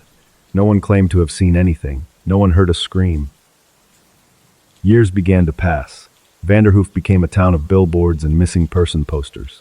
Maddie's face was everywhere, at the gas stations, the grocery stores, and along the highway. Her parents never stopped looking. They organized yearly searches, hiring private investigators and offering a massive reward for any information. They spent their life savings trying to find a single clue that would explain how their daughter vanished from a tent. Actually, the case was particularly haunting because of the location. Hogsback Lake is not far from the infamous Highway of Tears, a stretch of road where dozens of women have gone missing or been found murdered over the decades. The community lived in a constant state of fear, wondering if a serial predator was moving through the woods or if the killer was someone they saw at the grocery store every single day. The mystery was an open wound. Every tip that came in turned into a dead end. People would report seeing a girl who looked like Maddie in another province, or they would claim to have heard a rumor at a bar. The police followed every lead, but the trail was cold. The white Ford F-150 sat in the driveway of the Scott home, a silent monument to a life that had been interrupted. For 12 long years, the clearing at Hogsback Lake was a place of ghosts and unanswered questions.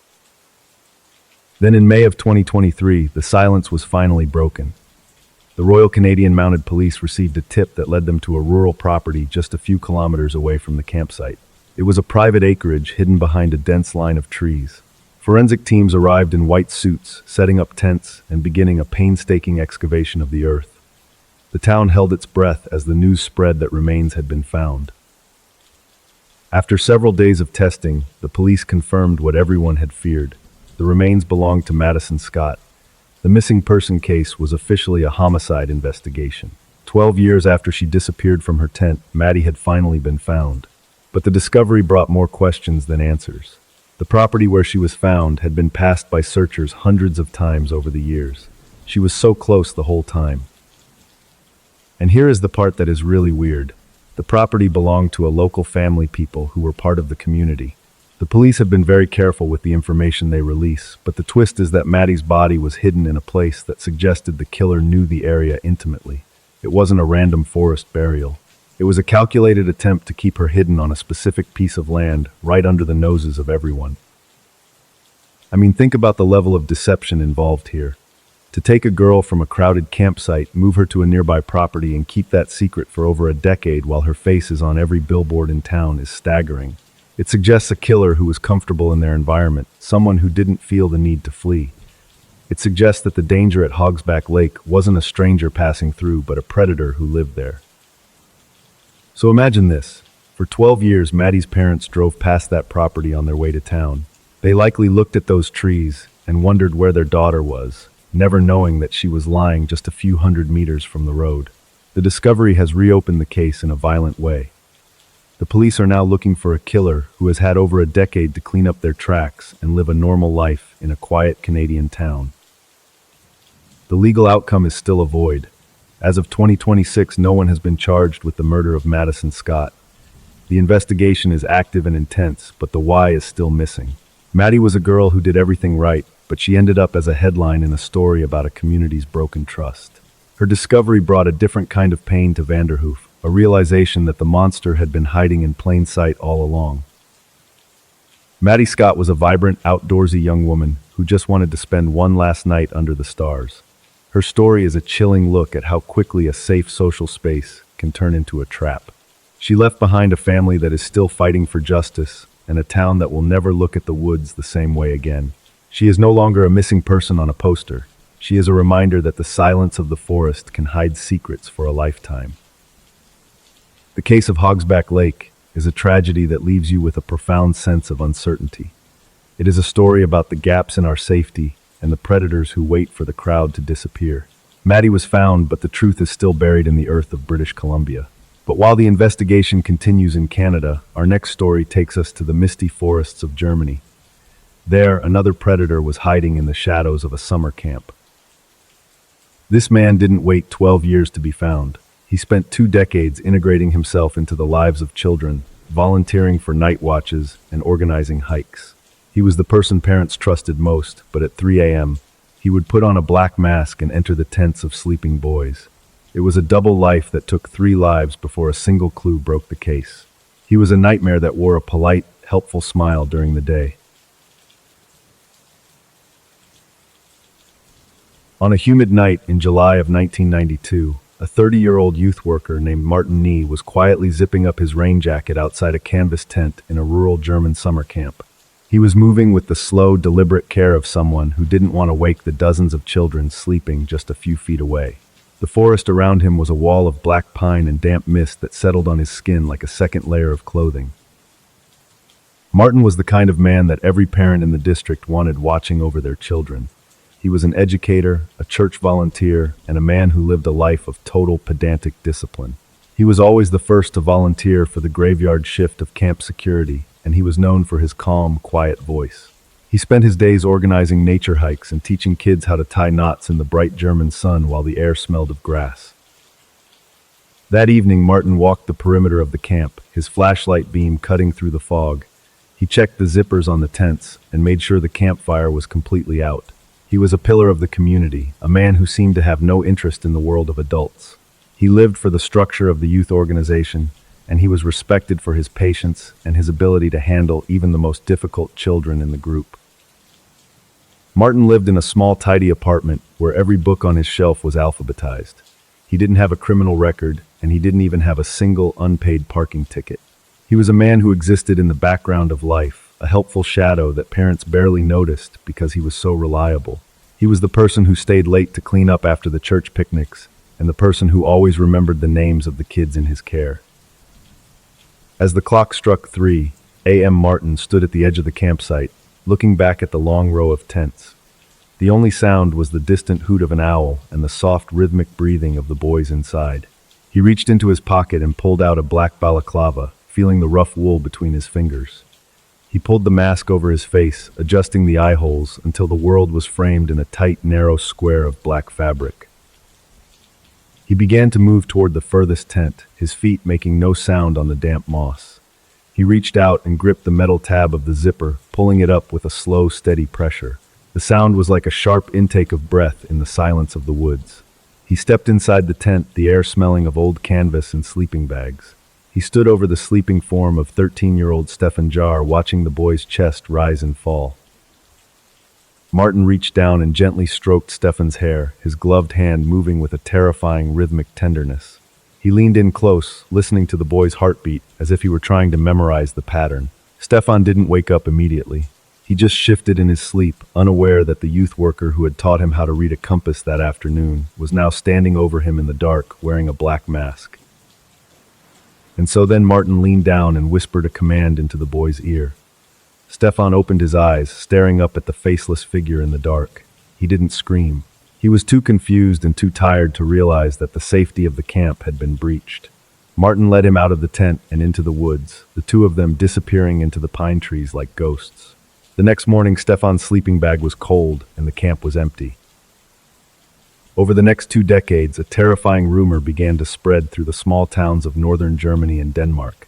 Children started telling stories about the masked man who would appear in their bedrooms or at the edge of their summer camps.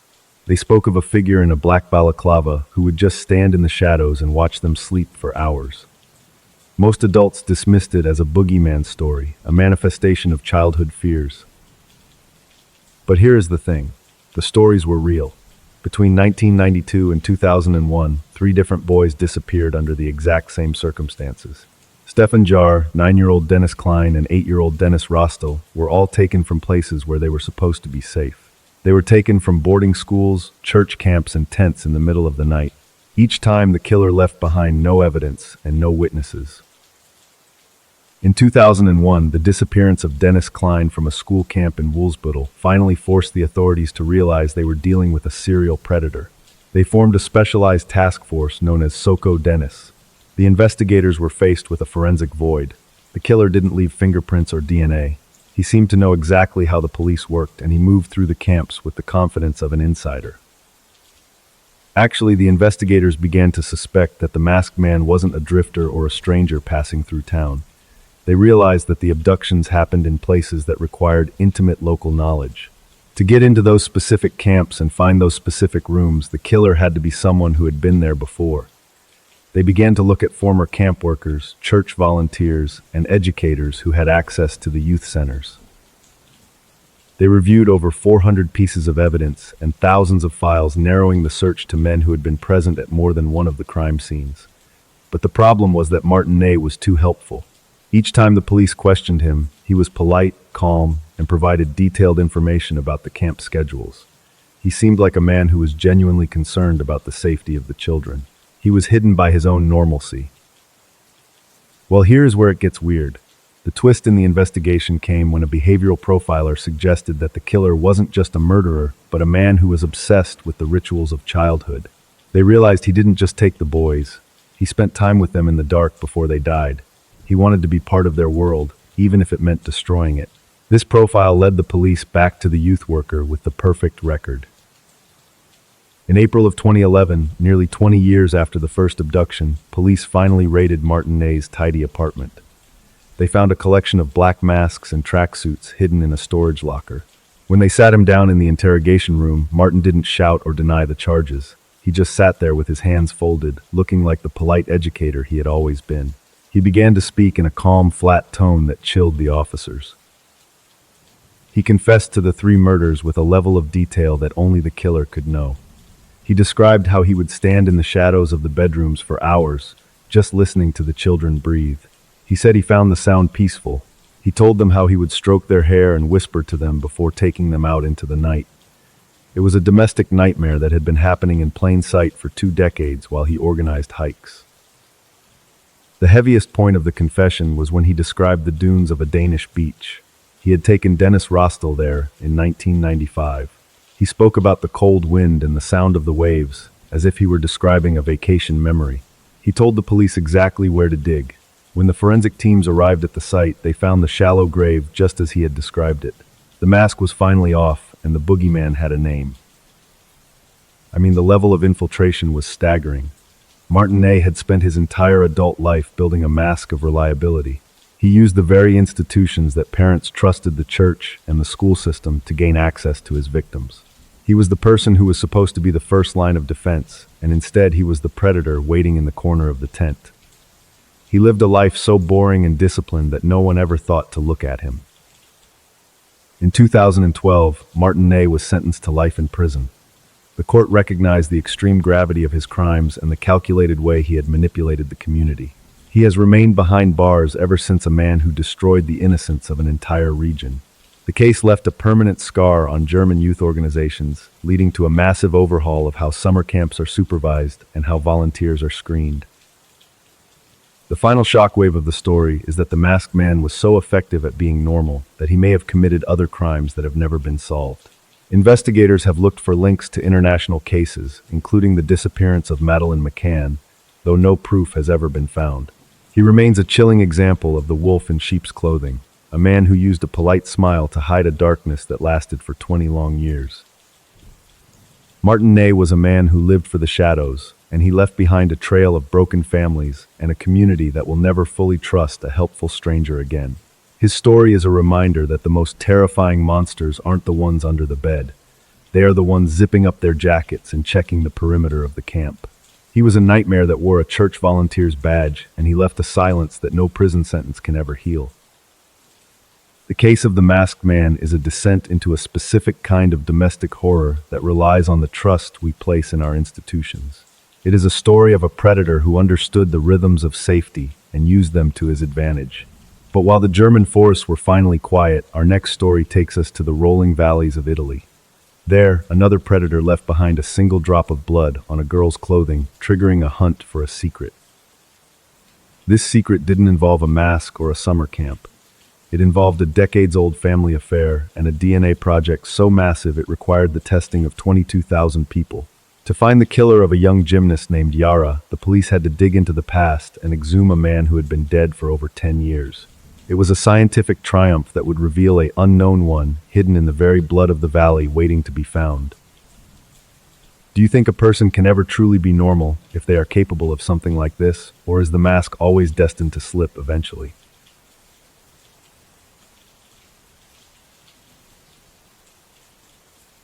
On the evening of November 26, 2010, a 13-year-old girl named Yara Gambirasio walked out of a sports center in the quiet town of Brembate di Sopra, Italy. She was a rhythmic gymnast with a bright, focused energy. The air was cold, and she adjusted the straps of her bag as she stepped onto the sidewalk. She had just finished dropping off a small stereo at the gym for an upcoming event. The gym was a place of constant movement, filled with the rhythmic thud of feet on mats and the sound of coaches calling out instructions. Yara loved the discipline of the sport. She was a dedicated student and a beloved daughter who lived in a home where the dinner table was the center of the world. Her family was close-knit, the kind of family that noticed within minutes if a chair at the table remained empty. Yara's walk home was supposed to be a short 700-meter journey. It was a route she had taken hundreds of times, a path through a familiar neighborhood where everyone knew her name. She moved past the brightly lit windows of the local shops, her mind likely drifting toward her schoolwork or her next practice. The town felt safe, tucked away in a fertile valley where the mountains watched over the residents. At 6:42 p.m., Yara stepped into the cool night air and began the 5-minute walk. She was seen laughing with a few friends near the exit, her breath visible in the freezing Lombardy winter. She pulled her phone out of her pocket, perhaps checking the time or a message before tucking it back into her jacket. She was a girl who did everything right, moving through a world that was supposed to be equally predictable. The first off note happened just 2 minutes later. At 6:44 p.m., Yara's cell phone pinged a tower in a nearby village called Mapello. This was strange because Mapello was in the opposite direction of her home. The signal was brief, a digital heartbeat in the dark, but it indicated that Yara was no longer on her familiar path. The silence of the neighborhood began to feel heavy as the minutes started to slip away. By 7:11 p.m., the situation turned toward the unthinkable. Yara's phone was suddenly and deliberately switched off. Back at the Gambirasio home, the table was set for dinner, but the front door remained closed. Her parents began calling her number, but they were met only with the cold, mechanical voice of a recording. The short 700-meter walk had become a void that had swallowed their daughter whole. The hinge of the story was the immediate and massive search that followed. The town of Brembati Sopra was transformed into a hub of activity. Thousands of volunteers and hundreds of police officers moved through the valley, checking every shed, every construction site, and every wooded area. They used infrared cameras and helicopters, their lights cutting through the thick winter mist, but the landscape gave up nothing. 3 months passed in a state of agonizing silence. The town was filled with posters of Yara's face, her smile, a constant reminder of the gap she had left behind. Then on February 26, 2011, exactly 3 months to the day she vanished, a drone hobbyist was flying his aircraft over a desolate, overgrown field in Cignolo di Sola. His camera caught a flash of color in the middle of the tall brown grass. The color was the dark fabric of Yara's jacket. She was found lying in the field about 10 kilometers away from the gym. The winter weather had preserved her body, but the reality of her death was devastating. She hadn't been killed instantly. The autopsy revealed that she had died of exposure and a series of minor wounds. She had been left in that field invisible from just a few meters away to face the freezing cold alone. The investigators found a single microscopic trace of DNA on the waistband of Yara's leggings. It was a drop of blood that didn't belong to her.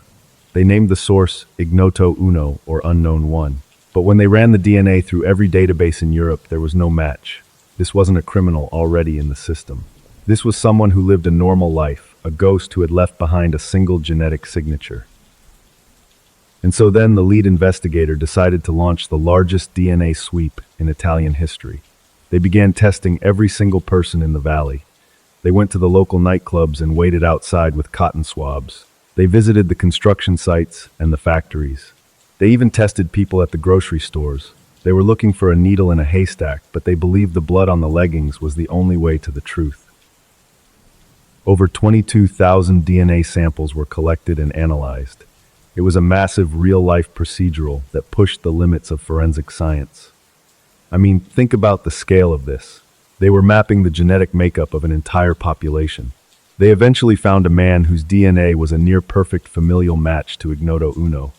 This meant that the killer was likely a close relative of a man who had never committed a crime. But here's the thing. As they followed the genetic trail, it led them to a local bus driver named Giuseppe Garanoni, who had died in 1999. When they tested the dead man's DNA, it was an almost certain match for the father of the killer. But Giuseppe's legitimate children were not a match. This led the investigators to a startling theory: the killer was an illegitimate son that Giuseppe had never acknowledged. The project became a hunt for a secret affair from 1970. The investigators began searching for women who might have known the bus driver decades ago. They tracked down hundreds of leads looking for a woman who had carried a secret for over 40 years. They finally identified a woman named Esther Arzoufi.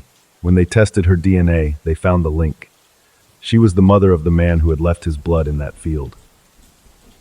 Esther had twin children, a son and a daughter. Her son was a local construction worker named Massimo Bassetti. He was a man with a family, a home, and no criminal record. He lived just a few kilometers away from where Yara had disappeared. To his neighbors, he was just a regular guy who went to work and came home to his children every night.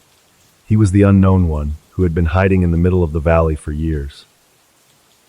In June of 2014, the police organized a staged breathalyzer test at a roadside checkpoint to get a fresh sample of Bassetti's DNA. When the results came back, the match was 1 in a billion. Based on DNA, other forensic evidence, and witness statements, here is a reconstruction of what police believe happened. Bassetti is driving his white van near the gym. He sees Yara walking alone in the dark and pulls over. He intercepts her on the sidewalk, using his strength to pull her into the van. He drives to the field in Cignolo di Sola, a place he knows from his work in construction. He doesn't intend to kill her immediately, but in the struggle, he leaves a trace of his own blood on her clothing. He leaves her in the tall grass, thinking the darkness will hide his secret forever. He drives home, washes his hands, and returns to his ordinary life. Actually, the trial was one of the most controversial in Italian history. Bassetti maintained his innocence, claiming the DNA evidence was flawed or planted. His lawyers argued that the Unknown One project was a violation of privacy and that the scientific methods were unreliable. But the sheer weight of the genetic match was impossible for the court to ignore. It was a cold, mechanical proof that stripped away his mask of normalcy. In July of 2016, Massimo Bassetti was sentenced to life in prison for the murder of Yara Gambirasio. The verdict was a scientific triumph that brought a hard, objective closure to a deeply emotional tragedy. It revealed that the past never truly stays buried, and that a drop of blood can tell a story that lasts for decades. The Ignoto Uno project had exposed a family secret to solve a crime that had haunted a nation. The final shockwave of the story is that the Gambirasio family finally had an answer, but the why remains a void. Bassetti has never confessed, and he continues to appeal his conviction from behind bars. Yara is remembered as the girl who did everything right, a gymnast whose light was extinguished on a 5-minute walk home. The field where she was found is quiet now, but the story of the hunt for her killer remains a legend. Yara Gambirasio was a child of the valley, and her legacy is a reminder that the truth is often written in the very code of our lives. Her case changed the way Italy approaches forensic investigations and highlighted the power of science to speak for those who can no longer speak for themselves. She left behind a world that is safer because of the hunt for her killer, but a world that is still missing the sound of her laughter. The case of the Unknown One is a haunting look at how the secrets of the past can collide with the tragedies of the present. It is a story that proves there is no such thing as a perfect crime when science is involved. But while the Italian courts were deliberating, our next story takes us to the high-stakes world of a Philippine political dynasty. There, another young person was about to realize that the threat was already in the house.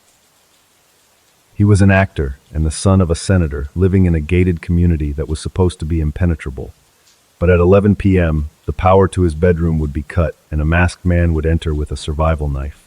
It was a betrayal that would rip a famous family apart and expose a motive so mundane it was chilling. The sister would claim she was kidnapped, but the CCTV cameras at a nearby mall were watching her every move. In the Philippines, the Revilla name was synonymous with power and fame, but inside their mansion, a dispute over a monthly allowance was about to turn into a scene of fratricide.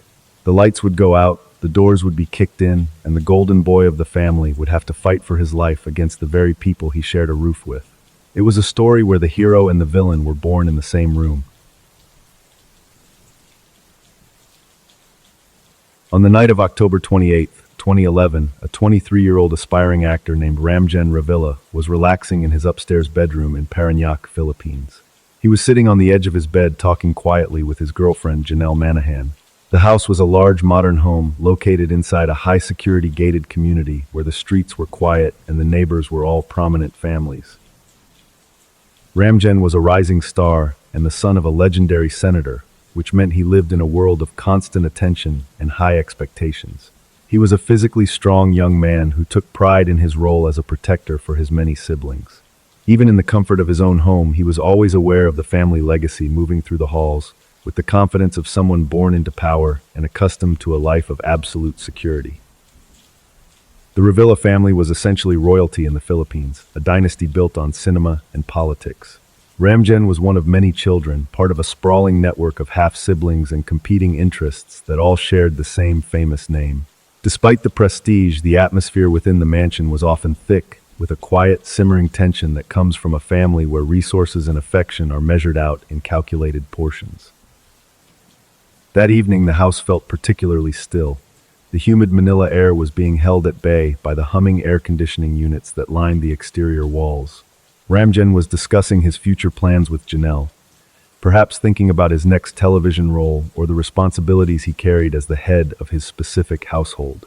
He was comfortable and relaxed, wearing casual clothes and leaning back against the headboard of his bed.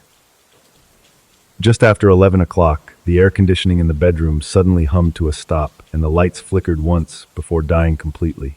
The room was plunged into a heavy, stagnant darkness that felt thick against their skin. Ramjen stood up, assuming it was just another routine power outage, but the rest of the neighborhood outside his window was still glowing with street lamps and the soft lights of nearby mansions. He reached for his phone on the nightstand, the small screen casting a pale blue glow over his face. He checked the signal, wondering if a fuse had blown in the basement. He didn't hear any shouting from the other rooms, and the silence of the house began to feel unnaturally deep. It was the kind of silence that makes you listen to your own heartbeat, a heavy, expectant void that seemed to press against the bedroom door from the hallway. Before he could step toward the door, the wood was kicked open with a violent, splintering force that echoed through the upstairs. A man wearing a dark mask stepped into the shadows of the room, holding a 9mm pistol in one hand and a long survival knife in the other. There was no demand for money and no search for valuables. The intruder moved straight for Ramjen with a terrifying single-minded focus and cold intensity. The intruder's movements were fast and practiced, suggesting that he knew exactly which room to target and who would be inside. Ramjen lunged at the figure, his protective instincts kicking in as he tried to shield Janelle. The sound of scuffling and heavy, ragged breathing filled the small space as the two men wrestled in the dark. The smell of gun oil and sweat filled the air, mixing with the humid heat that was rising in the room. Janelle screamed a sharp and piercing sound that should have brought the entire household running. But as she tried to scramble toward the door, the intruder fired a single shot. The flash of the muzzle illuminated the room for a split second, a strobe light of violence. The bullet struck Janelle in the face, sending her crashing to the floor. The sound of the gunshot was deafening in the enclosed space, followed by a ringing silence. Ramjen continued to fight his hands, gripping the intruder's wrists as they tumbled against the furniture. He was a strong man, but the attacker was relentless, using the survival knife to strike at Ramjen's chest and arms. The struggle was a blur of movement and pain, a desperate attempt to survive a betrayal that was unfolding in the very heart of his home. Every movement was a battle for breath in the air that was growing thin and hot. The intruder eventually managed to pull away, leaving Ramjen slumped against the side of the bed.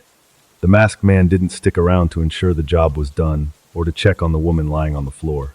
He turned and vanished back into the dark hallway, his footsteps fading quickly into the silence of the rest of the house. The golden boy of the Revilla family was left alone in the dark, his life measured in shallow, ragged breaths. The heaviest point of the night was the silence that followed the departure of the killer. Janelle was still alive despite the horrific wound to her face, and she could hear the sound of the blood hitting the floorboards. She tried to reach for Ramjen, but her strength was failing.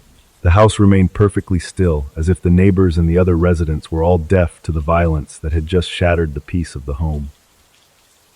Moments later, the door creaked open again, and Ramjen's younger sister, Ramona, ran into the room. She looked at the scene but didn't immediately call for an ambulance or scream for help. Instead, she seemed to hesitate in the doorway, her silhouette framed by the faint light from the hallway. She spoke a few words that Janelle couldn't understand, and then she disappeared into the night, leaving the two victims in the stifling darkness. Ramona would later claim that as she ran out of the house to get help, she was intercepted by the same killers. She told the police a harrowing story of being forced into a dark van at gunpoint and driven across the city. She said she was terrified, crying and pleading for her life, as the men discussed what to do with her. She eventually claimed they dropped her off at a nearby shopping mall where she wandered into the light seeking help. The aftermath appeared at the hospital where Janelle was rushed into emergency surgery. Against all odds, she had survived the gunshot wound and was able to speak to the investigators. Her account of the night was cold and precise, and it didn't match the story being told by the sister. She described how the lights had been cut and how the intruder seemed to move with a familiarity that suggested he knew the layout of the mansion by heart. But here is where the story gets really weird. When investigators pulled the CCTV footage from the mall where Ramona claimed she had been dumped, they didn't see a girl who had just survived a kidnapping. They saw Ramona walking through the entrance with a calm, steady gait. She wasn't looking over her shoulder, and she didn't seek out a security guard. She looked like a person who was finishing a routine task, moving with a chilling composure. The mechanism of deception was starting to crumble under the weight of the digital evidence. The police began to look at the internal dynamics of the Ravilla household, specifically the relationship between the siblings. They found that there was a deep-seated resentment over the monthly financial allowance provided by their father. Ramjan, as the eldest in that specific branch of the family, was the one who controlled the distribution of the money. Actually, the investigation revealed that the threat wasn't from a masked stranger or a rival political clan. The twist was that the hitmen had been hired by Ramjan's own younger brother RJ with the coordination of Ramona. They had decided that their brother's life was worth less than a larger share of the family fortune. They had negotiated the price of his life for only $4,000, a mundane amount for a dynasty of their standing. The shock of the betrayal ripped the Ravilla family apart. RJ was arrested and charged with murder, but the legal process was slow and complicated by the family's political influence. Ramona managed to flee the country before a warrant could be served, boarding a plane and disappearing into the international transit system. She eventually settled in Turkey, far from the jurisdiction of the Philippine courts and the memory of that dark bedroom. Janelle Manahan spent months in recovery, her face a map of the violence she had survived. She became the primary witness against the siblings, standing in court and detailing the night the lights went out. Her bravery in the face of such a powerful family was a story that captivated the nation. She refused to be silenced, even as the defense tried to paint the murder as a random act of robbery or a consequence of Ramjan's own acting career. The legal outcome remains a source of frustration for many. RJ was sentenced to prison, but the masterminds of the plot seem to have escaped the full weight of justice. Ramona remains a fugitive, a ghost from a dynasty that was shattered by a greed so primitive it defied the bonds of blood. The case is a reminder that the most dangerous place in the world can be the home you think is a fortress, especially when the enemy is already inside. To this day, the mansion in Parañaque is a silent witness to the night the family legacy was written in blood. It is a story that proves the strongest security cannot protect you from a betrayal born in your own living room over a few $1,000s. Ramjan Ravilla was a young man with a bright future, but he was killed by the very people he had spent his life protecting. His death left behind a void that no political power or fame could ever fill. The final line of the Ravilla story is a chilling look at the price of a human life in a world of inherited wealth. It is a mystery that was solved by a survivor's memory and a grainy mall camera, but it left behind a family in ruins. But while the halls of the Parañaque mansion were finally quiet, our final story takes us to the deck of a ferry in South Korea. There, another young man was about to vanish, but he didn't leave behind a struggle. He was a diligent university student who told his parents he was visiting a friend, but instead he bought a one-way ticket for the ferry to Jeju Island. He was seen on the deck at 2 a.m, looking out over the black, rhythmic water of the sea. By the time the ferry arrived in port, he was gone, leaving behind only his shoes and a backpack. It was a disappearing act that would leave a nation wondering if he simply walked into the abyss.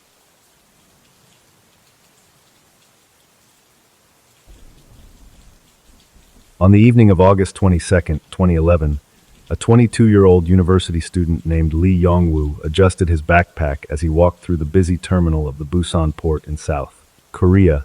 He was a quiet, diligent young man who had spent his entire summer studying. He had just told his parents he was heading over to a friend's house for the night, and they had no reason to doubt the word of their most reliable son. In Busan, Yong-woo was known as the perfect student. He was dedicated to his studies and had recently gone through the routine of paying his tuition for the upcoming university semester. He even spent that entire afternoon buying a heavy stack of new textbooks, carefully selecting the specific editions he would need for his senior year. His life was a series of predictable, productive patterns that pointed toward a very bright and stable future. He moved through the crowds at the terminal with a calm, focused expression.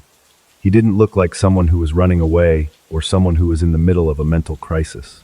He walked up to the ticket counter and pulled out his wallet with practiced ease.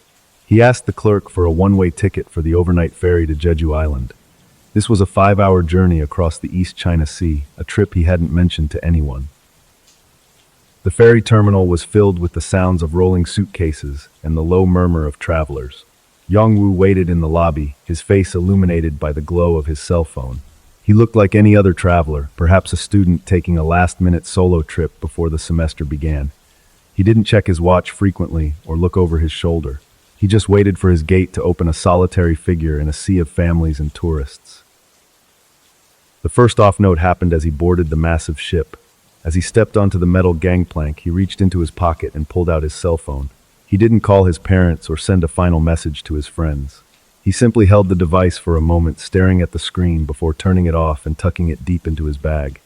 He walked toward the third-class cabin, disappearing into the maze of hallways as the engines hummed. The ferry was a floating world of white paint and industrial steel. It was crowded with tourists heading to the island for a late summer vacation. Yongwoo found a small space to sit on the floor of the communal cabin, but he didn't open his new textbooks. He just sat quietly watching the other passengers move around him. The air was thick with the smell of salt and diesel fuel, and the ship vibrated as it began to move out into the black water. Yongwoo's behavior on the ship was unremarkable. He didn't visit the cafeteria or engage in conversation with the people sitting near him. He remained in his spot, a quiet observer of the life happening around him. To the other passengers, he was just a young man lost in his own thoughts. He seemed to be waiting for something, his eyes fixed on the distant horizon through the small, circular portholes of the lower deck of the ferry. About 3 hours into the journey, the ship reached the deepest part of the sea. Most of the passengers were asleep in their cabins, and the hallways were silent. Yongwoo stood up and walked toward the rear deck. The CCTV cameras caught him moving with a steady, purposeful gait. He passed through a set of heavy doors and stepped out into the cold night wind. The water below was a churning white foam against the absolute blackness of the abyss. He walked toward the railing and looked out over the dark horizon. There were no other ships in sight, and the only sound was the rhythmic thrumming of the engines. He stood there for several minutes, a solitary figure in the dark. He wasn't crying and he didn't look distressed. He reached down and unstrapped his heavy backpack, setting it carefully on a metal bench near the railing. He then sat down and began to unlace his shoes. The heaviest point of the night was the moment the cameras lost sight of him. He stepped into a small blind spot near the very edge of the stern. There was no splash in the water. No one on the deck heard a scream or a shout for help. The ferry simply continued its steady path through the waves. The empty shoes and the heavy backpack remained on the bench, sitting perfectly still as the cold, salty wind blew across the open deck. The aftermath appeared the next morning when the ferry finally docked at the port in Jeju. The crew began clearing the decks, and that is when they found the bench. They found the shoes placed neatly side by side, and the backpack sitting right next to them. Inside the bag was his cell phone, his wallet, and the one-way ticket he had bought in Busan. But there was no sign of Lee Yongwoo anywhere on the ship. He had vanished. The crew initially thought he might be hiding somewhere on the vessel. They performed a full search of every cabin engine room and storage locker. They called his name over the intercom, but the ship remained silent. The local police were called, and they quickly realized they were dealing with a voluntary disappearance. They looked at the shoes sitting on the bench and felt a chill. It looked like he had simply stepped out of his life. The investigation in Busan revealed a series of contradictions. Police searched his room and found his new textbooks sitting on his desk, ready for the first day of class. They found his tuition receipts and his academic schedule. Everything suggested a man who was planning to stay. But when they checked his computer, they found a different story. He had been searching for Jeju Island solitary travel and painless ways to die. Actually, the search history was the most disturbing part. He had spent weeks researching the ferry schedules and the specific layout of the ships. He knew exactly where the blind spots were on the rear deck. He had planned his disappearance with the same mathematical precision he used for his studies. He wanted to ensure that when he left, there would be no witnesses and no chance of rescue. He was a man who wanted to become a ghost. 1 month later, a body was found near the coast of Jeju Island. It was heavily decomposed, and the identification process was a long and grueling nightmare for his parents. They eventually confirmed it was Yong-woo. The official ruling was suicide, but the motive remains a total void. He left no note and no explanation. He left a family with a bright future that turned into a permanent darkness and a set of shoes that never found home. South Korean media quickly dubbed him the Cinderella of Jeju because of the shoes he left behind. It was a disappearing act that felt like a fairy tale in reverse. To his family, it made no sense. He wasn't a victim of a crime, and there was no evidence of a struggle. It was a voluntary exit from a life that seemed perfect from the outside. He had simply decided to step off the edge of the world and leave his mundane shells behind. The final shockwave is the image of those textbooks. Why buy the books? Why pay the tuition if you know you are heading for the railing of a ferry? It suggests a mind that was performing the motions of life while already being committed to the abyss. He was living a double life of duty and despair, and the duty only lasted until the ship reached the middle of the sea. He left behind an imprecise number of questions and a profound silence. Lee Yong-woo was a young man who lived a life of quiet diligence, only to evaporate in the middle of the sea. His story is the final piece of our look at the anomalies of 2010 and 2011.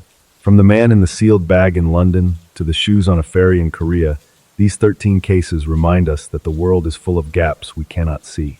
Sometimes the most terrifying thing is the silence that follows when a person just stops.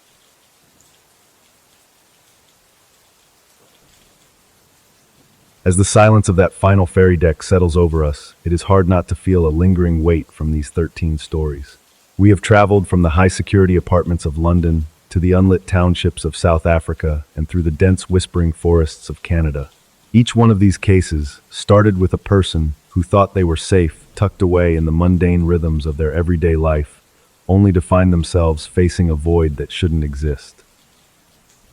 When we look back at the man in the red bag or the girl in the gap of her own bed, we are forced to confront a terrifying truth. Our understanding of physics and logic is a thin veneer that we pull over ourselves for comfort. Sometimes the world just stops making sense. A bag locks from the outside with the keys inside. A body stays hidden for 9 days while search dogs sniff the air. These aren't just mysteries, they are cracks in the foundation of the world. Then there is the horror of the people we share our homes with. In the mansions of Nantes and the gated communities of Manila, the threat wasn't a stranger climbing through a window. It was the father writing a letter or the siblings counting their allowance. We spend so much time looking at the locks on our front doors that we forget to look at the people sitting across from us at the dinner table. The most dangerous masks are the ones that never slip until the lights go out. The years 2010 and 2011 seem to have been a specific era of these domestic anomalies. It was a time when the world was becoming more connected through digital footprints and GPS pings, and yet people were still able to evaporate without a trace. Whether it was a student on a ferry or a girl walking home from the gym, the technology meant to find them only ended up highlighting the exact moment they were taken by the shadows. It is a chilling paradox. The silence that follows these events is perhaps the most haunting detail of all. In almost every one of these 13 stories, there was a moment where the scream was never heard or the splash was never recorded. We live in a world that is supposedly never quiet, but the abyss operates in a total vacuum. It doesn't matter if you are in a luxury high-rise in Melbourne or a concrete pipe in Bogota. When the dark moves in, it does so with a precision that leaves no echo. We have to remember that behind every one of these baffling forensic reports and legal acquittals, there was a real person with dreams that were cut short.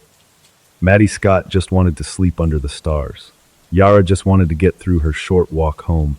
They weren't looking for a mystery or a headline. They were just living, and that is what makes these stories so deeply unsettling. Any one of us could be the subject of a story told at 2 a.m. If there is one thing we can take away from this journey through the dark, it is that safety is a fragile concept we invent to keep the fear at bay. We buy the best locks, we install the latest cameras, and we move into the gated communities. But the 13 cases we discussed today show that these are just props. The void doesn't care about your zip code or your bank account. It only cares about the moment you are alone and the lights have flickered for just a second. I mean, think about this. We have spent tonight dissecting the deaths and disappearances of strangers, but the reality is that we are all standing on the same thin ice.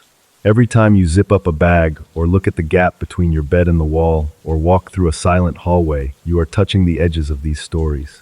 The world is full of these invisible thresholds, and most of the time we cross them without even noticing. But for 13 people, those thresholds became the end. Actually, the most disturbing realization is that some of the killers in these stories are still out there walking among us with the same polite smiles they used to hide their crimes. Xavier is a ghost in the mountains. The person who took Maddie Scott lived in her town for a decade. The man who killed Luis Colmenares is still unnamed. The darkness hasn't been defeated. It has just moved into a new set of shadows, waiting for the next anomaly to occur in a quiet neighborhood. So as you head to bed tonight, maybe take an extra second to check the locks, even if you know they are secure. Listen to the silence of your house and realize how heavy it actually feels.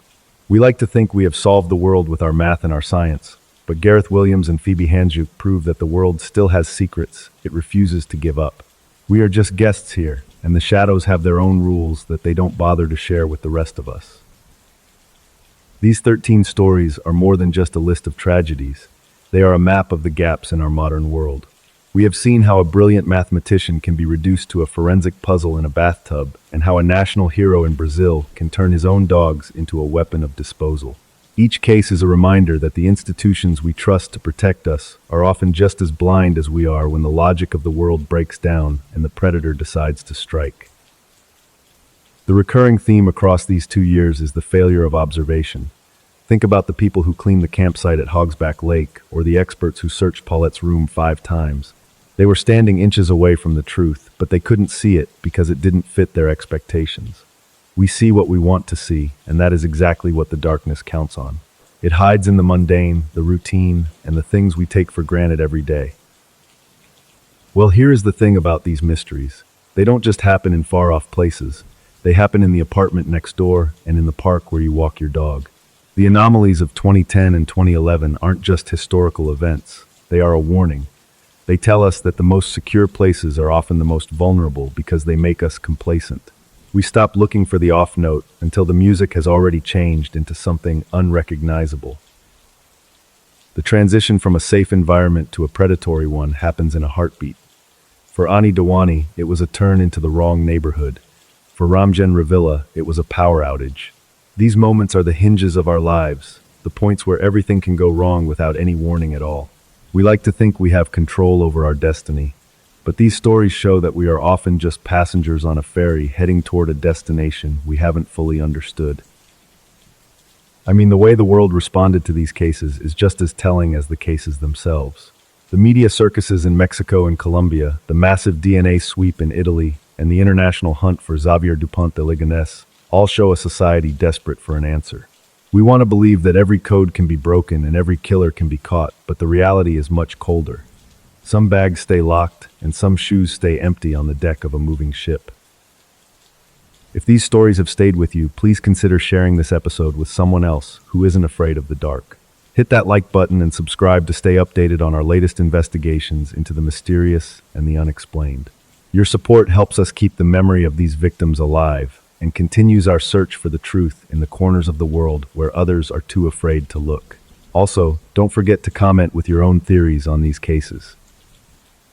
The fire is burning low now, and the night is at its deepest point. I want to thank you for sticking with me through these 13 descents into the dark. It is not an easy journey, but it is one that we have to take if we want to understand the true nature of the world we live in. Take care of yourselves and stay vigilant. The world is a strange place, and you never know when you might find yourself in a story told at 2 in the morning. Good night, everyone.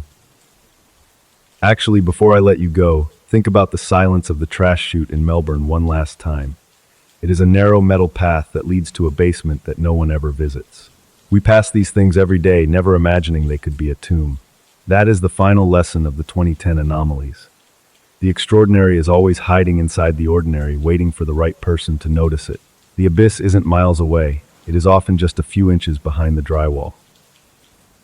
There is a specific kind of coldness that comes from realizing the law doesn't always provide justice. In the cases of Shriyan Dewani and the Kolmanar's girls, the courts provided a verdict, but the families were left with a void. The truth is often too messy for a legal system that requires absolute proof. We are left with the echoes of the events, the rumors in the bars, and the lingering sense that the real story is still being kept by the people who were there. You know, the most haunting image for me is still the music box inside Anatoly Moskvin's apartment. It is a sound of childhood innocence used to mask the ultimate desecration. It proves that even the most brilliant minds can warp the things we love into something terrifying. We have traveled a long way tonight, and I hope these stories have given you a new perspective on the world. The shadows are long, but as long as we keep telling these stories, the light stays on. So as the embers die out and the room grows cold, take a breath and listen. The world is still moving outside your window, and the patterns of life are continuing as they always have. But you are different now. You know about the red bag, the drainage pipe, and the mask of the youth worker. You know that the world has secrets, and you know how to look for the off notes. That awareness is your best defense against the things that move in the dark of the night. The years 2010 and 2011 were a threshold, a period where the old mysteries met the new technology, and the results were these 13 anomalies. They remain as a permanent record of a time when logic failed and the inexplicable took center stage. We are the curators of these memories now, and we owe it to the victims to never let the details fade. The truth is out there, even if it is currently tucked into a gap or buried under a terrace. I mean, the finality of Lee Yongwoo's shoes is something that will stay with me for a very long time. It is a gesture of such profound and quiet exit that it defies any simple explanation. He didn't leave a struggle. He just left the world. And in a way, that is what all 13 of these stories are about. They are about the moment the world stops being a place of safety and becomes a place of exit. We are all just trying to stay on the deck for as long as we can. Thank you once again for being here at the fireside. The night is almost over, and the first light of dawn will soon be hitting the windows. Use that light to remind yourself of the beauty and the fragility of your own life. These stories are dark, but they highlight the value of the mundane and the ordinary. Stay safe, stay curious, and never stop looking for the truth, no matter how deep it is buried. I will see you again very soon for our next journey. Actually, the last thing I will say is this. The world is full of people who think they are in control, but these 13 stories show that control is just a story we tell ourselves. The real power belongs to the silence and the shadows. We are just trying to navigate the maze as best we can, hoping that our path doesn't lead to a red bag or a metal chute. Take care of each other and keep the lights on until the sun finally comes up over the horizon. Good night.